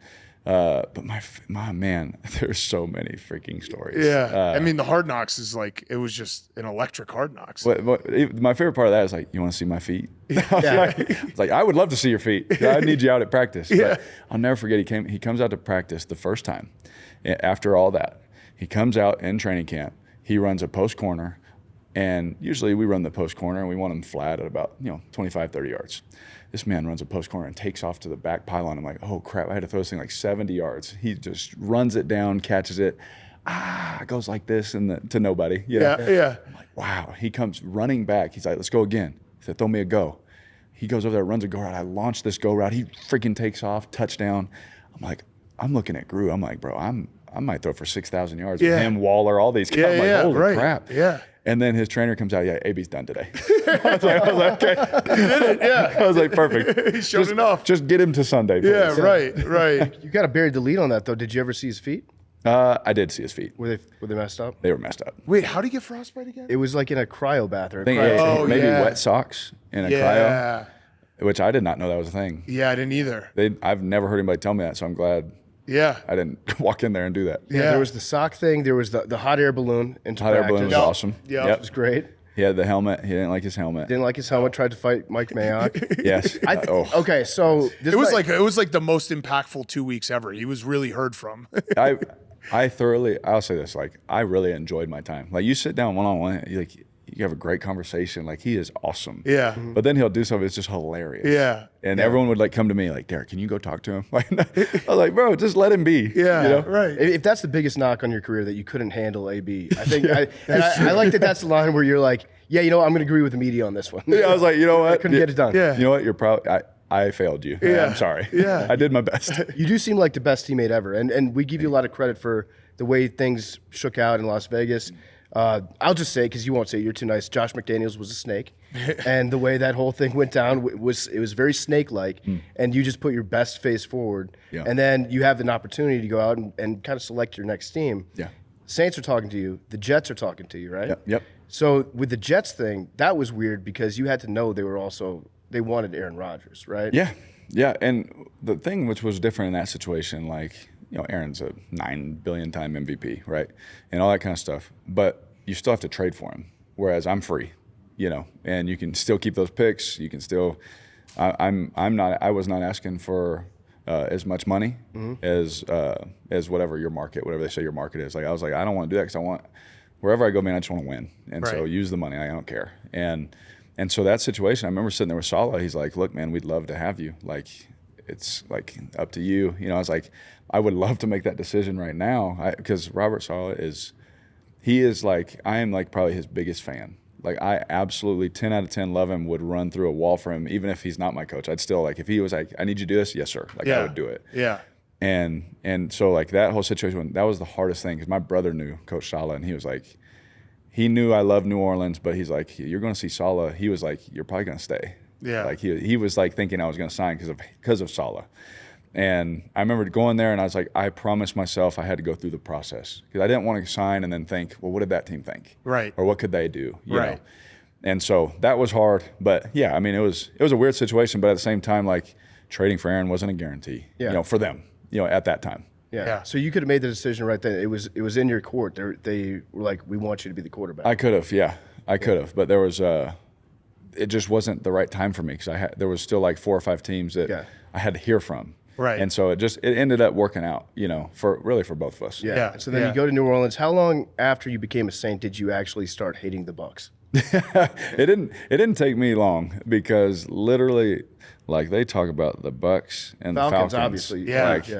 Like I was like, what about the Panthers? Like, right. But like the Falcons and the Bucs, like, in our building and like around town, like there's like a real hatred. Oh, yeah. For some Southern really kind people. Yeah. They really hate those teams. Yeah, the Bucks Saints games. I feel like there's been a million fights too. Yeah. Oh yeah, Like, the especially last few years. Marshawn. I know. Yeah. With Lat's competitive, so him and Mike, they be getting after it. Always. Yeah. You can pencil that in. Like Mike Evans probably will get ejected in the second quarter of this game. Yeah. It's crazy because I know I think if you were to ask Saints fans, they would say they hate the Falcons. Yeah. Like that's the big one. But Yeah. in terms of like on the field stuff that we've seen, it's been like Saints, Bucks. Yeah. Just like like World War II. Oh yeah, I think there's some like deep personal stuff there, like where people are just like, I just hate that man. You Yeah. know? Like when we come in that week, and you're like, all right, Sean, you got Mike. It's like he just blacks out like for 5 days. You're like, Yeah. oh, he'll be ready on Sunday. Yeah, he's ready to go. Yeah. Yeah. What do you think the media gets wrong about Derek Carr? Oh, I don't know. Yeah. Or like, what do you? Yeah, like there's definitely perceptions about every guy. Yeah. But it's always good. I always like to give people a chance to be like, hey, look, like this is who I am. This is what I'm about. That people get wrong about me. You know, it's hard. Like, I know it sounds so silly, but like I really have done my best, especially the last few years. Like, I just don't read or hear. Yeah. You know, I try and block all that out. But for me, like, I can tell you, like, about me, like, I absolutely work my tail off. I've tried from the beginning to be someone that kids could look at and be like, he does things the right way. Yeah. You know, like he grinds. He's maxed out whatever God gave him. You know, and he's going to be a great teammate, and he's going to play consistent, hopefully good football. Yeah. You know, and I think you know, the way with the Raiders, how it ended and stuff like that. You know, the one thing I can't get rid of is on Instagram, these people put these lists out of quarterback rankings. Yeah. And I that hate stuff. those people. Those people are the worst. Where was No, we're not going to look at ours. I don't know what it Put was. Dak at 17 just to Yeah. piss people off. We do them as trolls, and it's so much fun. And my brother actually does the same thing. Yeah, too. right. He'll be like, "Yeah, Joe Montana's not one of the greatest," even though he's like, and like people just start. Yeah, responding. people get mad about quarterbacks. 100%. And so I think the disrespect of like, you know, some of the stuff I've been able to accomplish and like stuff I've put on film, like even the last half of last year, I was like, bro, the last half of last year was probably my best football I've played, you know, and, you know, 2016 MVP season that people want to talk about in this season. That's like, bro, like I feel like I'm getting better. Yeah, you know? that's And awesome. I got comfortable. I feel like I'm getting better. I love my teammates. And I don't know. So I don't know what people are saying, but like, I just feel like I'm still that guy. Yeah. You know? Yeah. I'm still that guy. Yeah. And, you know, none of it matters until you go prove it, you know. But we won 9 games and we didn't really even play good. Yeah. You know? Yeah. And so Yeah, you guys, it felt like it was always like one step forward, one step back, or how two it felt. steps back kind of thing. Yeah. that's how it felt. So hopefully, you know, we can just go out there and prove it. You know, that's Yeah. what we want to do. But I still feel like I'm at the best part of my game. Yeah. And so hopefully I can go out there and prove that this I year. think we had you at 15, and I think we had Taysom Hill at 14. Taysom, Taysom's the best football player I've ever played with. He really is. yeah. He's a jackknife. He does everything. He's Or unbelievable. not jackknife, Swiss Army knife. Yeah. There we go. So Ronald Curry, who is the greatest athlete of all time, I'll say that, was our quarterback coach last year. RC was like, bro, when Taysom runs the football, he sees red. Yeah. So I know that you're out there on the edge, probably wide open. He won't see you. Yeah. So we're playing in Carolina. I think it was Monday Night Football. We're on the 5-yard line. He runs a keeper right at me. And I see my corner take off because they always talk about don't touch anybody. You Yeah. know? Don't jam a finger for no Right. reason. So he takes off and I slip and I'm open in the end zone. And I look at Taysom's face. And for the nicest person in the world, I looked at him as the most violent, angry, and he just puts his head down between like 3 dudes and pretty much trucked them all. Yeah. Yeah. And I was like, dude, that was like the most violent, impressive thing I've ever seen. Yeah. But he can do everything. He can do everything. Throws, runs, catches, fullback, quarterback, tight end, receiver, Blocks slot, punts. blocks, Yep. punts, Yeah. personal protector. Yeah. Like, I was like, I don't, just because of how stats work, I don't know how it'll work, but like that man is a Hall of Fame football player. Because he does he's the true sense of a football player. He Yes. plays everything. He Yeah. really is. Yeah. Love it. He just looks at a linebacker, and then you just know he's going to run at that linebacker's face. That's it. Like I see a face, I'm going to run through the face. Yes. I feel like Sean Payton was in love with him. Oh, yes. Was he like had a weird man crush on him, right? Absolutely. Big yeah. time. Oh gosh, yes. Sean, I got nervous when I came, especially like I didn't know how we handled the cap situation in New Orleans. Somehow they always figure it out. Yeah, they're always in cap hell. But somehow like all of a sudden we're signing Chase Young. I'm like, how did we just do that? Yeah. You know? But I was like nervous, like, oh man, Sean's definitely gonna try and trade for him or try and get him out. But thankfully, I'm like, dude, please don't let Taysom go. Yeah. Like, that's my guy. Like, don't let him go. Yeah. Have you ever caught a touchdown? Not in the NFL. I was wide open. Darren McFadden. We ran a wildcat play my rookie year, and I'm wide open down the side, and he was throwing it, and it ended up getting tipped at the line of scrimmage. That would have been my one. That would have been the one. So hopefully. The other football guy we got to talk about real quick because we're big fans of him is Rich Bisaccia. Yes. When he came into the locker room, was it just the vibe? Because again, that was the season that everything could have gone wrong, went wrong for the Raiders. Yeah. But we wanted him to get the job. He felt like such a football guy. Yeah. I would imagine it felt like that in the locker room, like everyone just rallying around this guy. Yeah, man's man. Yeah. Yeah, man's man. Cared just as much as he cared about us winning and all that. He cared about you as being a husband and a dad. And like two quick examples of him. Like the whole Cleveland game like gets postponed. We don't know if we're taking our flight. Like we're about to get on the plane, and they end up getting us off the plane. So they end up postponing the game like 2 days. He's like, guys, next 2 days, take them off, rest your bodies, and you get your mind right and prove to me that what I did was the right thing. We came out and we were like the most aggressive I've ever seen our team. Like everyone did it because we didn't want to let him down. You're right. For giving us That was those 2 smart. days off. Yeah. You know, Yeah. which I was like 2 days off before a game. You're right. That's insane. Yeah. You know, but crazy times. But he does that. And then the other thing, he's like, you know what you need to do? He's like, you need to write a letter. And he said, you need to start writing letters and, you know, during this busy time and let your wife know how you feel about her. And I was like, I thought, like, write a letter about like team, you know what? Yeah, right. Like, write a letter to your wife and just tell her thank you. And he said, sometimes I'll do it and I'll put it in the mailbox for my wife so she'll find it whenever she checks me out. I'm like, dude, this guy is the most well-rounded, all-around person, coach I've ever been around. Yeah. And so, like, he had the heart of our team. We all wanted him. We all are like, okay, we have everything set. Now, Derek, go figure out how to get Tay here, and we're good, and we'll just build on what we have. And they ended up obviously making a different choice. Yeah. Yeah, they did. That was bad choice. Different vibes, Just saying. for sure. They hired a snake. For sure, different vibes. Yeah.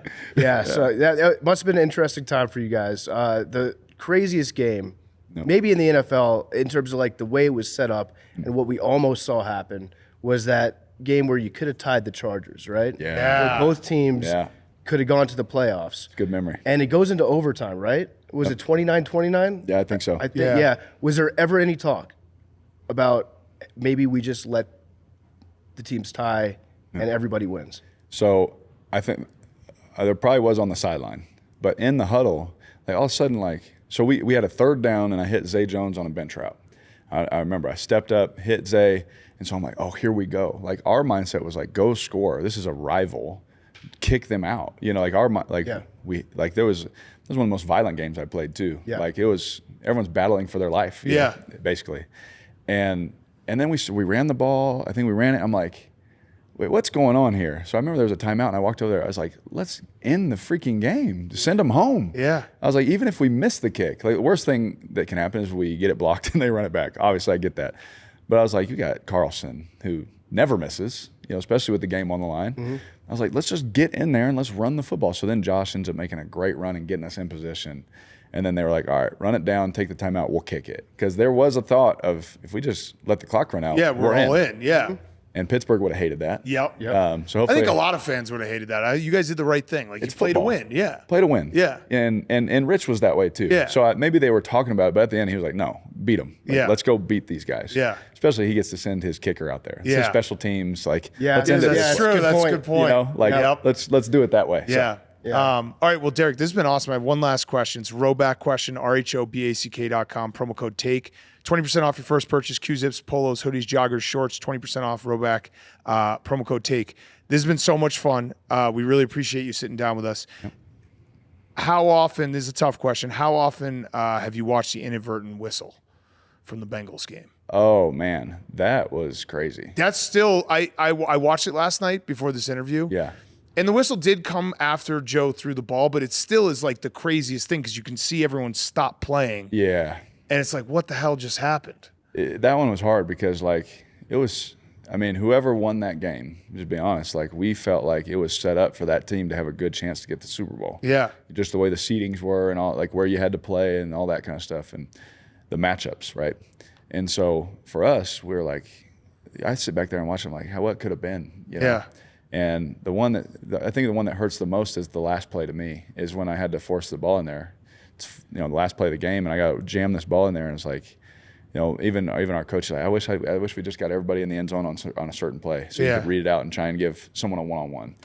But like, I think of those two plays like all the time when I'm working out. Yeah. Like I'm gonna get back to that situation. Yeah. And like it feels you. Yeah. You gotta find like my caddy, who was my best friend, he's like, you're a psychopath, because I'll make stories up. Like you talk about, like I see Jordan do that. It's like I make stories up like, yeah, they thought I couldn't do this, or they thought, I'm like, he's like, bro, you're freaking weird. But those are two. That's a game and that's a play. Like, and the whistle thing, you're like, I got to get back there. Yeah. Yeah. It's You will. like a vision board. Just think about that.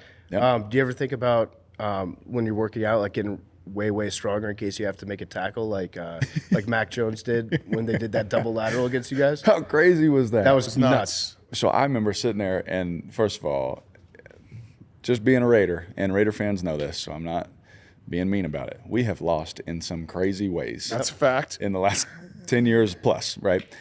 And I remember when he broke the line of scrimmage and took off, I was like, there's no freaking way we're about to lose like this on a run where they're trying to run the clock out. He threw that ball back in the air, which I've never seen before, and Chandler caught it. Mm-hmm. And I was like, there's no way Mac tackles him. Like Chandler's arms are like from here to there. Not a fair fight. And when he broke that tackle, it was the craziest thing ever. But what I have learned is I tried to hit Mike Mitchell in Pittsburgh one time. There was a fumble, which was a blown whistle. I didn't hear the whistle because it was so loud. And he takes off, I take off, and I hit him as hard as I could, which probably looked just normal. Yeah. And my whole shoulder went numb. And I couldn't move it. And my coach said, if you ever do that again, I just won't play you. Yeah. And I was like, okay. So now I let people get past me and I just grab them. Yeah. There you go. Yeah, I'll that's take a horse smart collar. move. Yeah. Do the backpack on him. Just let him go by and then jump on. I threw a pick smart against move. Kansas City. I let Breland get in front of me, and then I went because I could chase him, and then I grabbed him and threw him Yeah, down. you just got to show a little bit of effort for the tape. You don't have to make the tackle. Yeah, you just got to try. Yeah, you got to be like, all right, there he is running down the field. That's fine. I had one last year. I threw a pick against the Rams. It's a terrible throw, but I didn't see the guy throw it. And I'm standing there, and I'm like, please cut back. And he runs right at me. I was like, crap. And then finally he cut back. I just jumped on the tackle trying to get a stat. So. Yeah, There you right. go, Yeah. yeah. Exactly. Well, Derek, thank you so much, man. We appreciate Absolutely. it. This Appreciate has been you a guys. lot of fun. Yep. Tell your brother to maybe unblock us. I'll tell You him. don't unblock PFT, Don't but unblock tell your me. brother. We got a system now. I'm not going to because I like our system. Yeah. But your brother could unblock us, and Yes. we'll probably get blocked again like 2 seconds later. But that's fine. That's a part of the game. Yeah. It's all love. Cat and mouse. No, I appreciate you guys for real. Yeah. Hey, good luck Thanks this so weekend. much. Thank yeah. you. Yep. Thanks. Hope you win. Yep. Thank you. Derek Carr was brought to you by Shady Rays. Get ready for the season with the official sunglasses brand of Barstool Sports. It's Shady Rays. Our friends have you covered with their newest and bold premium polarized shades. They're kicking off the most anticipated release of 2024 with a limited edition of the Rival Collection. It's a new single lens style. It's in Barstool Blue with a premium Stool and Stars lens etch. They are aggressive. They're awesome looking shades, perfect for the summertime. If you're looking for something more casual, the classics are also getting the Barstool treatment. Both of these styles are perfect for all day, everyday comfort and performance. They have hundreds of options to choose from, so you're bound to find the perfect pair for your style. And if you don't love your shades, you can exchange them for a new pair or return them worry-free within 30 days. There's no risk with Shady Rays. The team always has your back. They have personal, fast support. Head to shadyrays.com, use code PMT, get 35% off polarized sunglasses. That's shadyrays.com, promo code PMT, 35% off their polarized sunglasses. Try for yourself the shades rated 5 stars by over 300,000 people. Okay, we now welcome on our good friend Shane Bacon. You can listen to him on Get a Grip and Ping Proving Grounds. He's got a book, The Golfer Zoo, great children's book. He is a golf guy through and through, and we wanted to do an Open Championship preview with Shane. So Shane, let's start with this. Let's start with I know you always have great stories and backgrounds, but Royal Troon. Give us the background of Royal Troon, the golf course, and what we should expect when we're watching this weekend, early mornings, which I actually love, at the Open Championship. Yeah, so I went over to Scotland after college, Big Cat, and actually caddied at St. Andrews for a summer. That was like my job out of college. And I went and played Royal Troon, didn't know much about it. And I walked away and said to myself, my dad was there with me, and I said, this is my favorite links course that I played to this point. So I love it. This is its 10th Open Championship. It's hosted first since 2016. Had both some awesome winners and some random winners. Todd Hamilton, of course, beating Ernie Els there back in the day. I think that was in 2004. But this is a pretty demanding driving golf course for an Open. You know, you go to places like St. Andrews and you can kind of hit it all over the place, even with fescue up. This is a place where if you start missing fairways, you can find yourself in the gorse. I mean, some of these corridors are really, really tight, and they've done a good job of kind of tightening those up for this Open Championship. So I love it.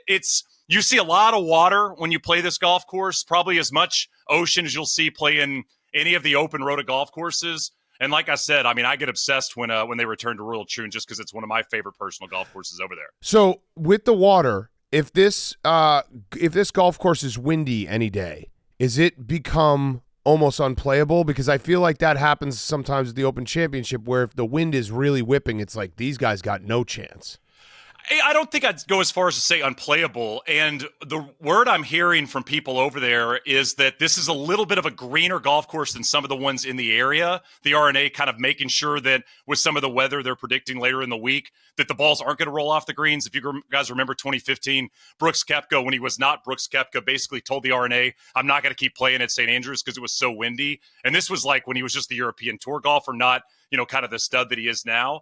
That, I think, is the fear for the RNA, is that if it gets super windy and there's that much exposed greens like you see at St. Andrews and you see at Troon, then maybe they'd have to pull people off the golf course. So I think that's part of the reason you're going to see a little bit of a greener Royal Troon than maybe you'd expect, or even some of the golf courses in the area. Yeah. Okay, so the wind is going to be the real X factor, because I feel like with the U.S. Open, we root for the course. It's our favorite thing to do. Yep. With the British Open, it's almost like, the Open Championship. Yeah, please. I apologize. You root for the weather sometimes.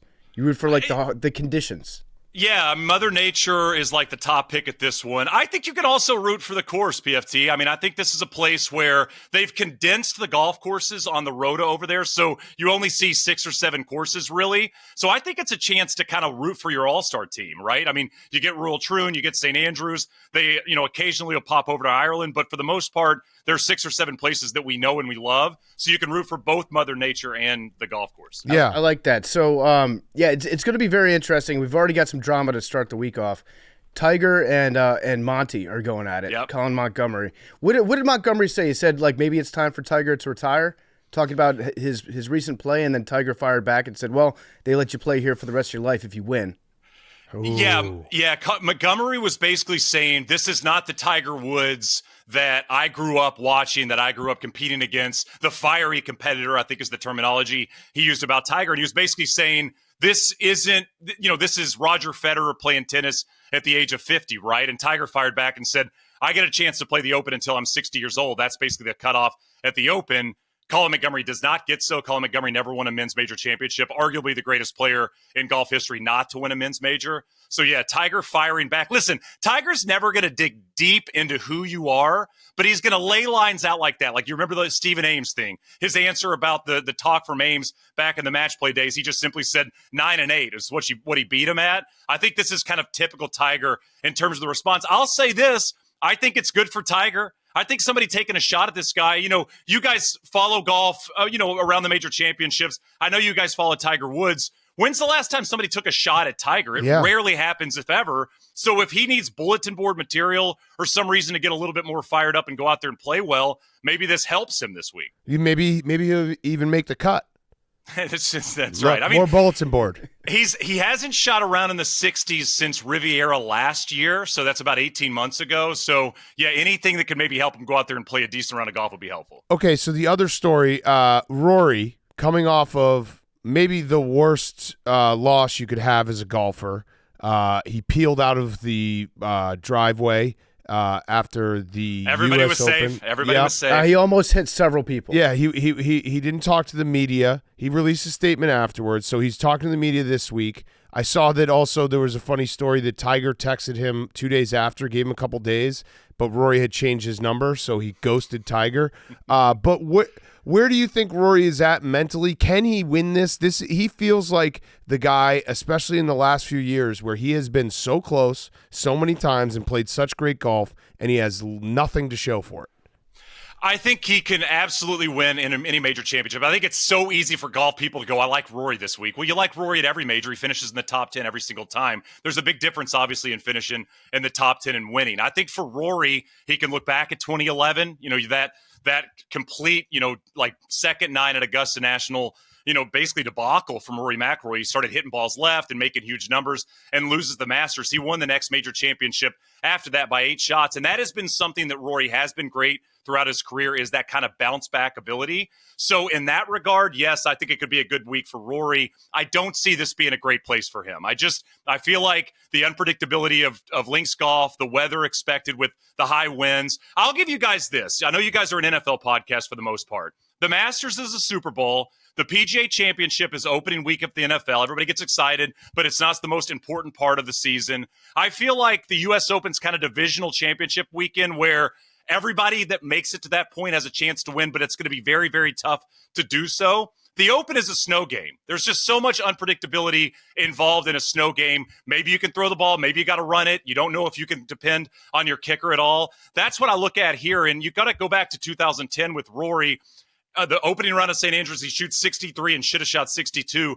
The weather picks up, the wind starts blowing, he shoots 80 the second round. There's just so much unpredictability going into this week and what we should expect from Rory. He played fine last week. I just don't see him as a winner at Royal Troon, considering the golf course and kind of the weather and what we expect to see there. I love that you just mansplained golf to us in football terms, but that was the perfect analogy. I get it now. Yeah, like you don't know if there's if there's so much snow that it's going to be really good for the offense, or there's just a little bit of snow, so it's just going to be a mucky game altogether. I like that. Yeah, it was an aha moment for me. I was like, shit, that makes sense. So if we're to pull on that thread a little bit and extrapolate it, LaShawn McCoy was like the greatest running back ever, the greatest snow game play ever. Who is the LaShawn McCoy of golf? Who can play the best in the worst conditions? I think Brooks would be my answer to this. Ooh, I feel like Brooks is the kind of guy that if it's windy, if it's nasty, if it's fine, obviously he's played well on golf courses with no wind at all. I feel like Brooks is one of those guys, kind of like Jack Nicklaus back in the day, or Jack Nicklaus, right? How do you say it? Nicklaus. Nicklaus, my bad. Sorry. The famous golfer. But, you think back to the way Jack kind of approached major championships. You said anybody that was a complainant at the U.S. Open, I knew I could beat. I feel like Brooks is very similar in that vein, where he goes into these weeks going, I hope it blows, I hope it's nasty, and if it's not, that's fine too. I can still shoot 65. Yeah, go ahead. Can you do a comparison for Bryson DeChambeau? What NFL player would he be? I mean, maybe Aaron Rodgers. Yeah. I mean, maybe that's the comp for Bryson, where you either love him or you don't like him at all. I mean, I know Big Cat has had an interesting relationship with Aaron over the years. I mean, Aaron Rodgers, the one Super Bowl, right? And I mean, if that's his legacy, that'll be a very interesting thing to follow up. I mean, for Bryson, I think the biggest difference for me is Bryson's ability to play these types of golf courses. You think about the way he played Pinehurst. He's not winning at Pinehurst 3 years ago, but he's changed his game and he's kind of opened his mind up to playing different types of golf when it asks. The one thing about this golf course is this is the most demanding driving golf course that you'll see all year long in terms of major championship golf. And Bryson can get a bit squirrely with the driver. We know he hits it forever. He doesn't always hit a ton of fairways. So that'll be kind of the thing I pay attention to. Is Bryson willing to hit the driving iron or the long iron off a lot of these tees like so many of the other players? Or is he going to try to bang driver like we saw at Pinehurst all over the place? So this golf course, correct me if I'm wrong, but like I've been reading about like who to bet on and who has a good chance, and the name Colin Morikawa comes up a lot because this golf course doesn't penalize guys who can't hit it a million miles, right down the course. So that, like, speaking about a Rory, like his biggest strength is a little bit neutralized. Is that fair to say? And is it a golf course that guys who don't hit it the distance that Rory or Bryson hit it are going to have just as good of a chance to win?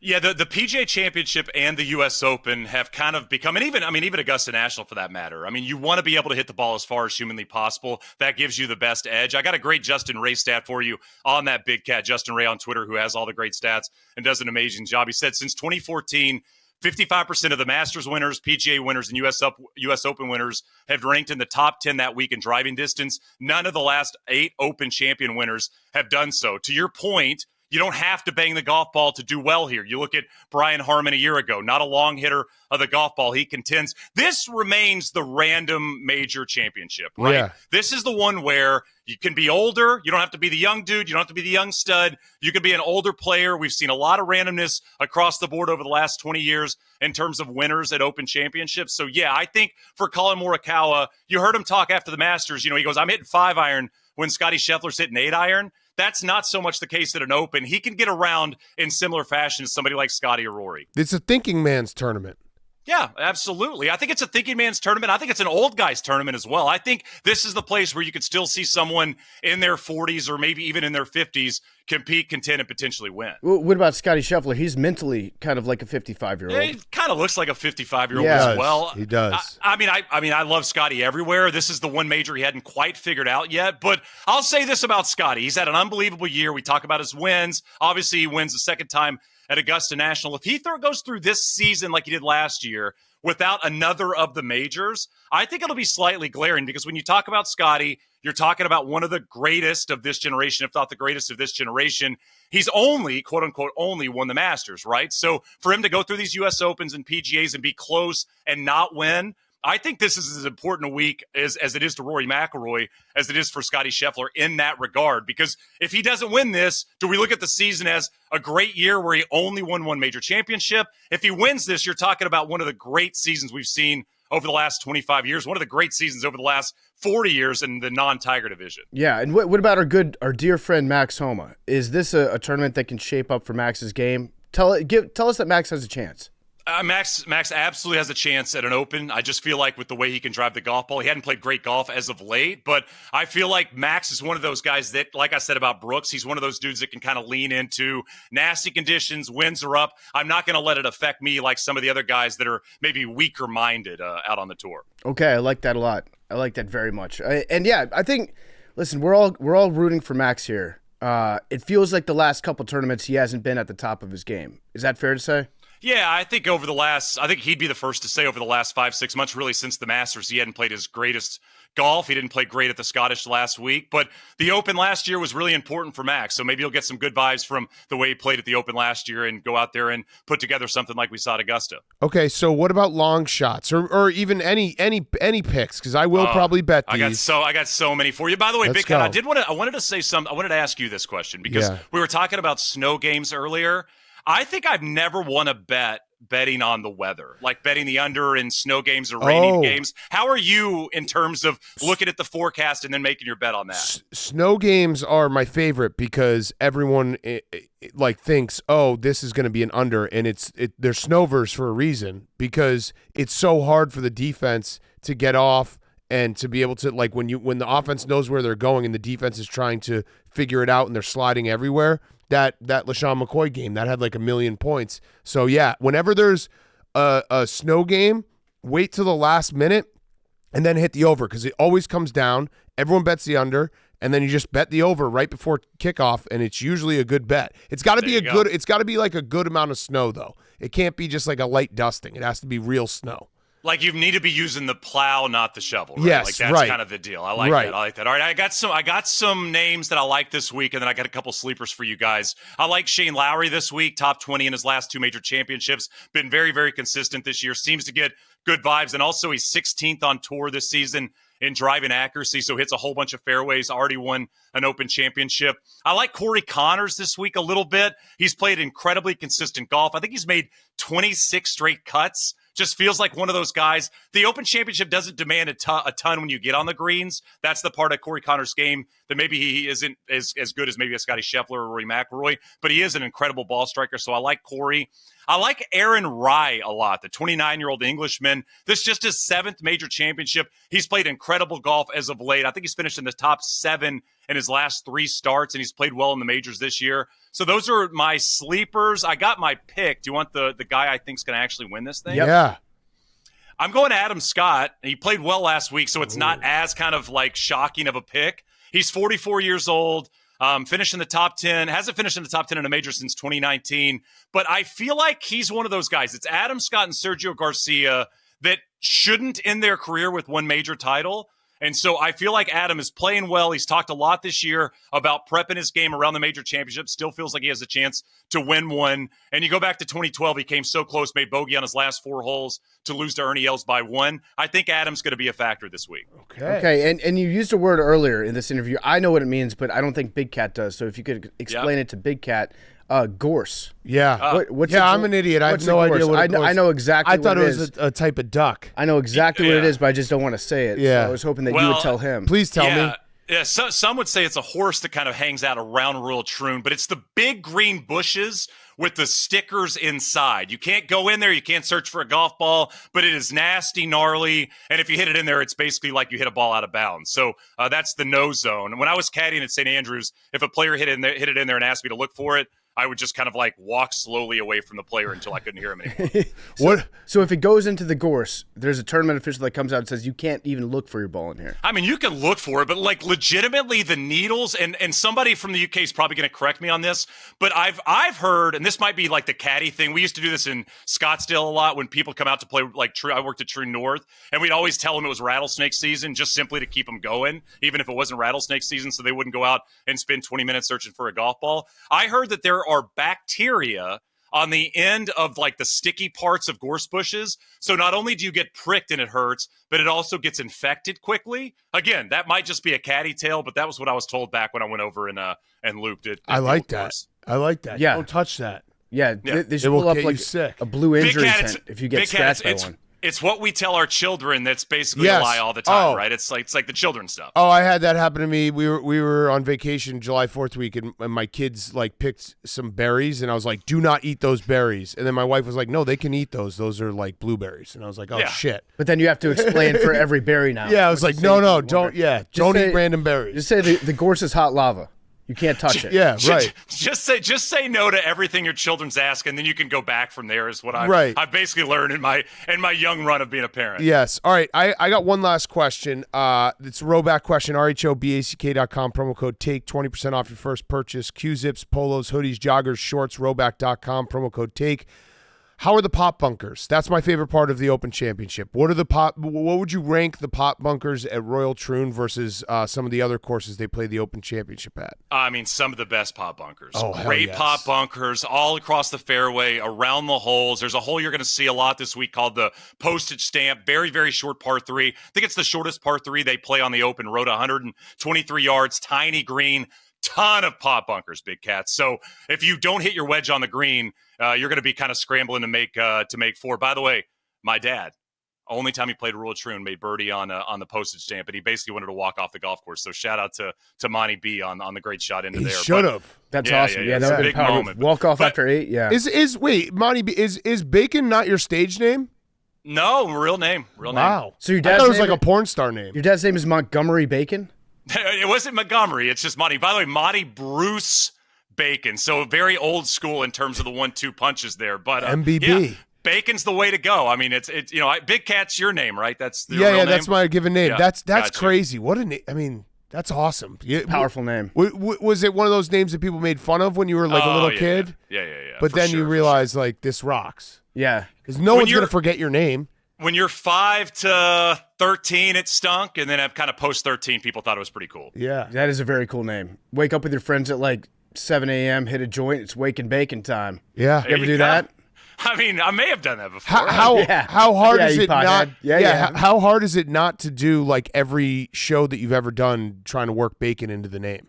Well, I mean, I get a lot of people. You know, the weirdest question I get, Big Cat, on a kind of a weekly basis is if you give somebody your name, they ask you how to spell it. Yeah. And I'll always say, how do you not spell it? Like, there's only one way to spell bacon, right? Yeah. But yeah, I don't know if I always squeeze it in interviews, but I might start. I mean, I think could that propel me to another planet, you think? Yeah. Yeah. Bacon and fried eggs, the golf podcast. Eggs and bacon. Yeah. Yeah, I think there's something to work with here. So wait, what? Going back to the postage stamp, why is it called the postage stamp? I think because it's the green's so small. These are the smallest greens on the Open Rota, and the postage stamp is tiny, tiny, tiny. So again, like it's a wedge. I mean, it's kind of one of those hit a good shot or you're going to make 4. And we've seen guys make holes in 1 there. We've seen great shots, but you can make a huge number on it if you don't hit a great shot. And the wind on Thursday, it's supposed to be very windy on Thursday. The wind's kind of coming in from a different direction. So I think it's going to be in the face on the postage stamp. So you might see 8-iron, 7-iron from these players from 120. Oh, wow. Interesting. So one last question for you. There's a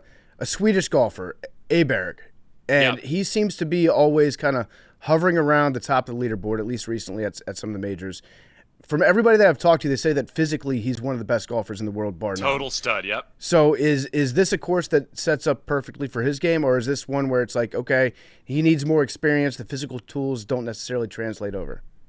I mean, it would be to me, and I don't want to like get above my skis here with Ludwig because he is so young and he hadn't played a lot of these things, but it would kind of be like asking, does this basketball court work for Steph Curry, like shooting wise? I mean, all of these, the dude hits it a mile. He hits it incredibly straight. He's an awesome iron player. Really, the only thing he's got to figure out is how to kind of close these things out. He struggled in final rounds, but absolutely, like this golf course, he could play well. He's going to hit driver a lot when a lot of guys won't because he hits it so straight. I feel like he's one of those dudes that is going to play well at Open, play well at Augusta, play well at U.S. Opens. Like, he's kind of the next it dude, in my opinion. Okay. Okay. All right, love it. Well, Shane, thank you so much. The finale for the major championships, always kind of bittersweet. Feels like, I know there's more golf to play, but it does feel like this is kind of the end. But we're excited to watch, and we appreciate all your insight. 260 days come Sunday night until the next men's major round. That's the first round of the Masters. So, yes, it is a long, long break. Thanks, boys. Always appreciate the time. All right. Thanks, Shane.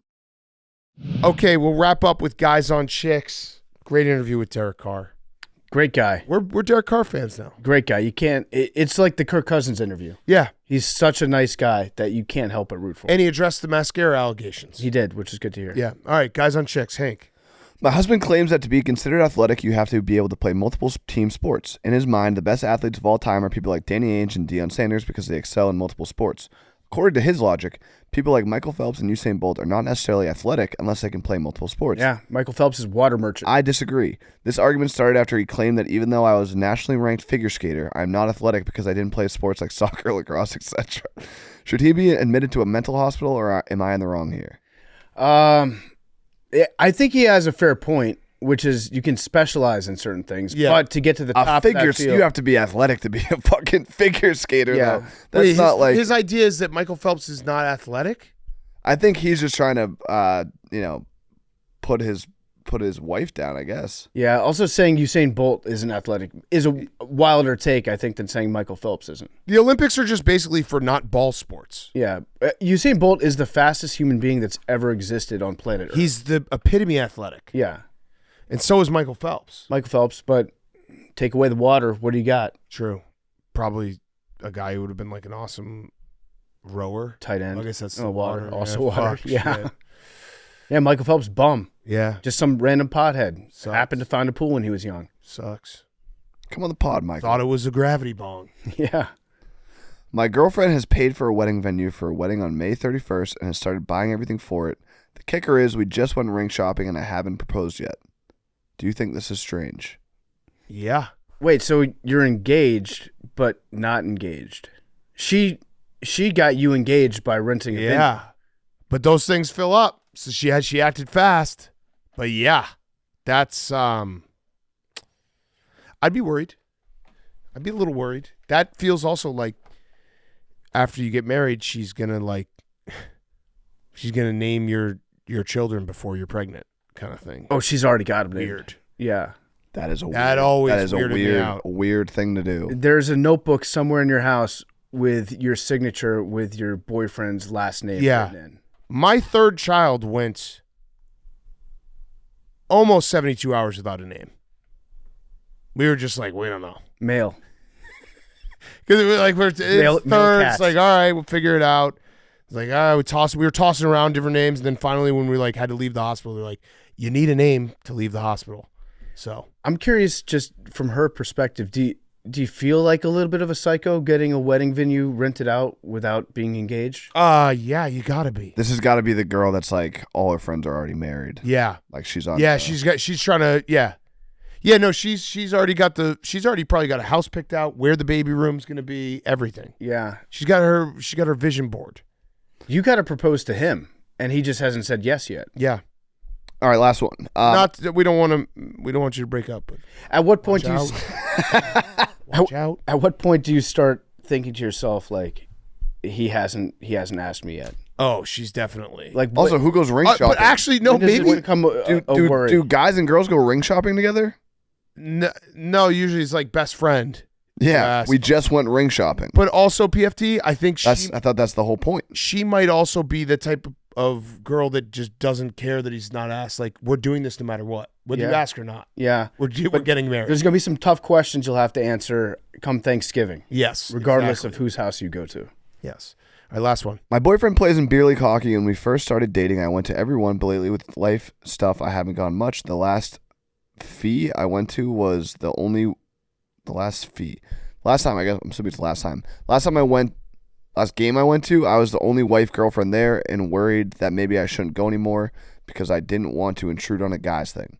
I guess my question is, do guys like it when their girlfriends go to stuff No. like that for them? Does it make a difference No. if I'm there or not? Because No. I feel like when I ask my boyfriend, he doesn't want to make me feel bad No. for not going, but I also don't want to intrude on guy time. Yeah. Since the last You are. few times I was the only girlfriend there. Yeah. And Do not go. and also, when you're the only woman in the stands, what do you think his teammates are talking to him? Yeah, do not go. I don't go to your boyfriend's intramural games.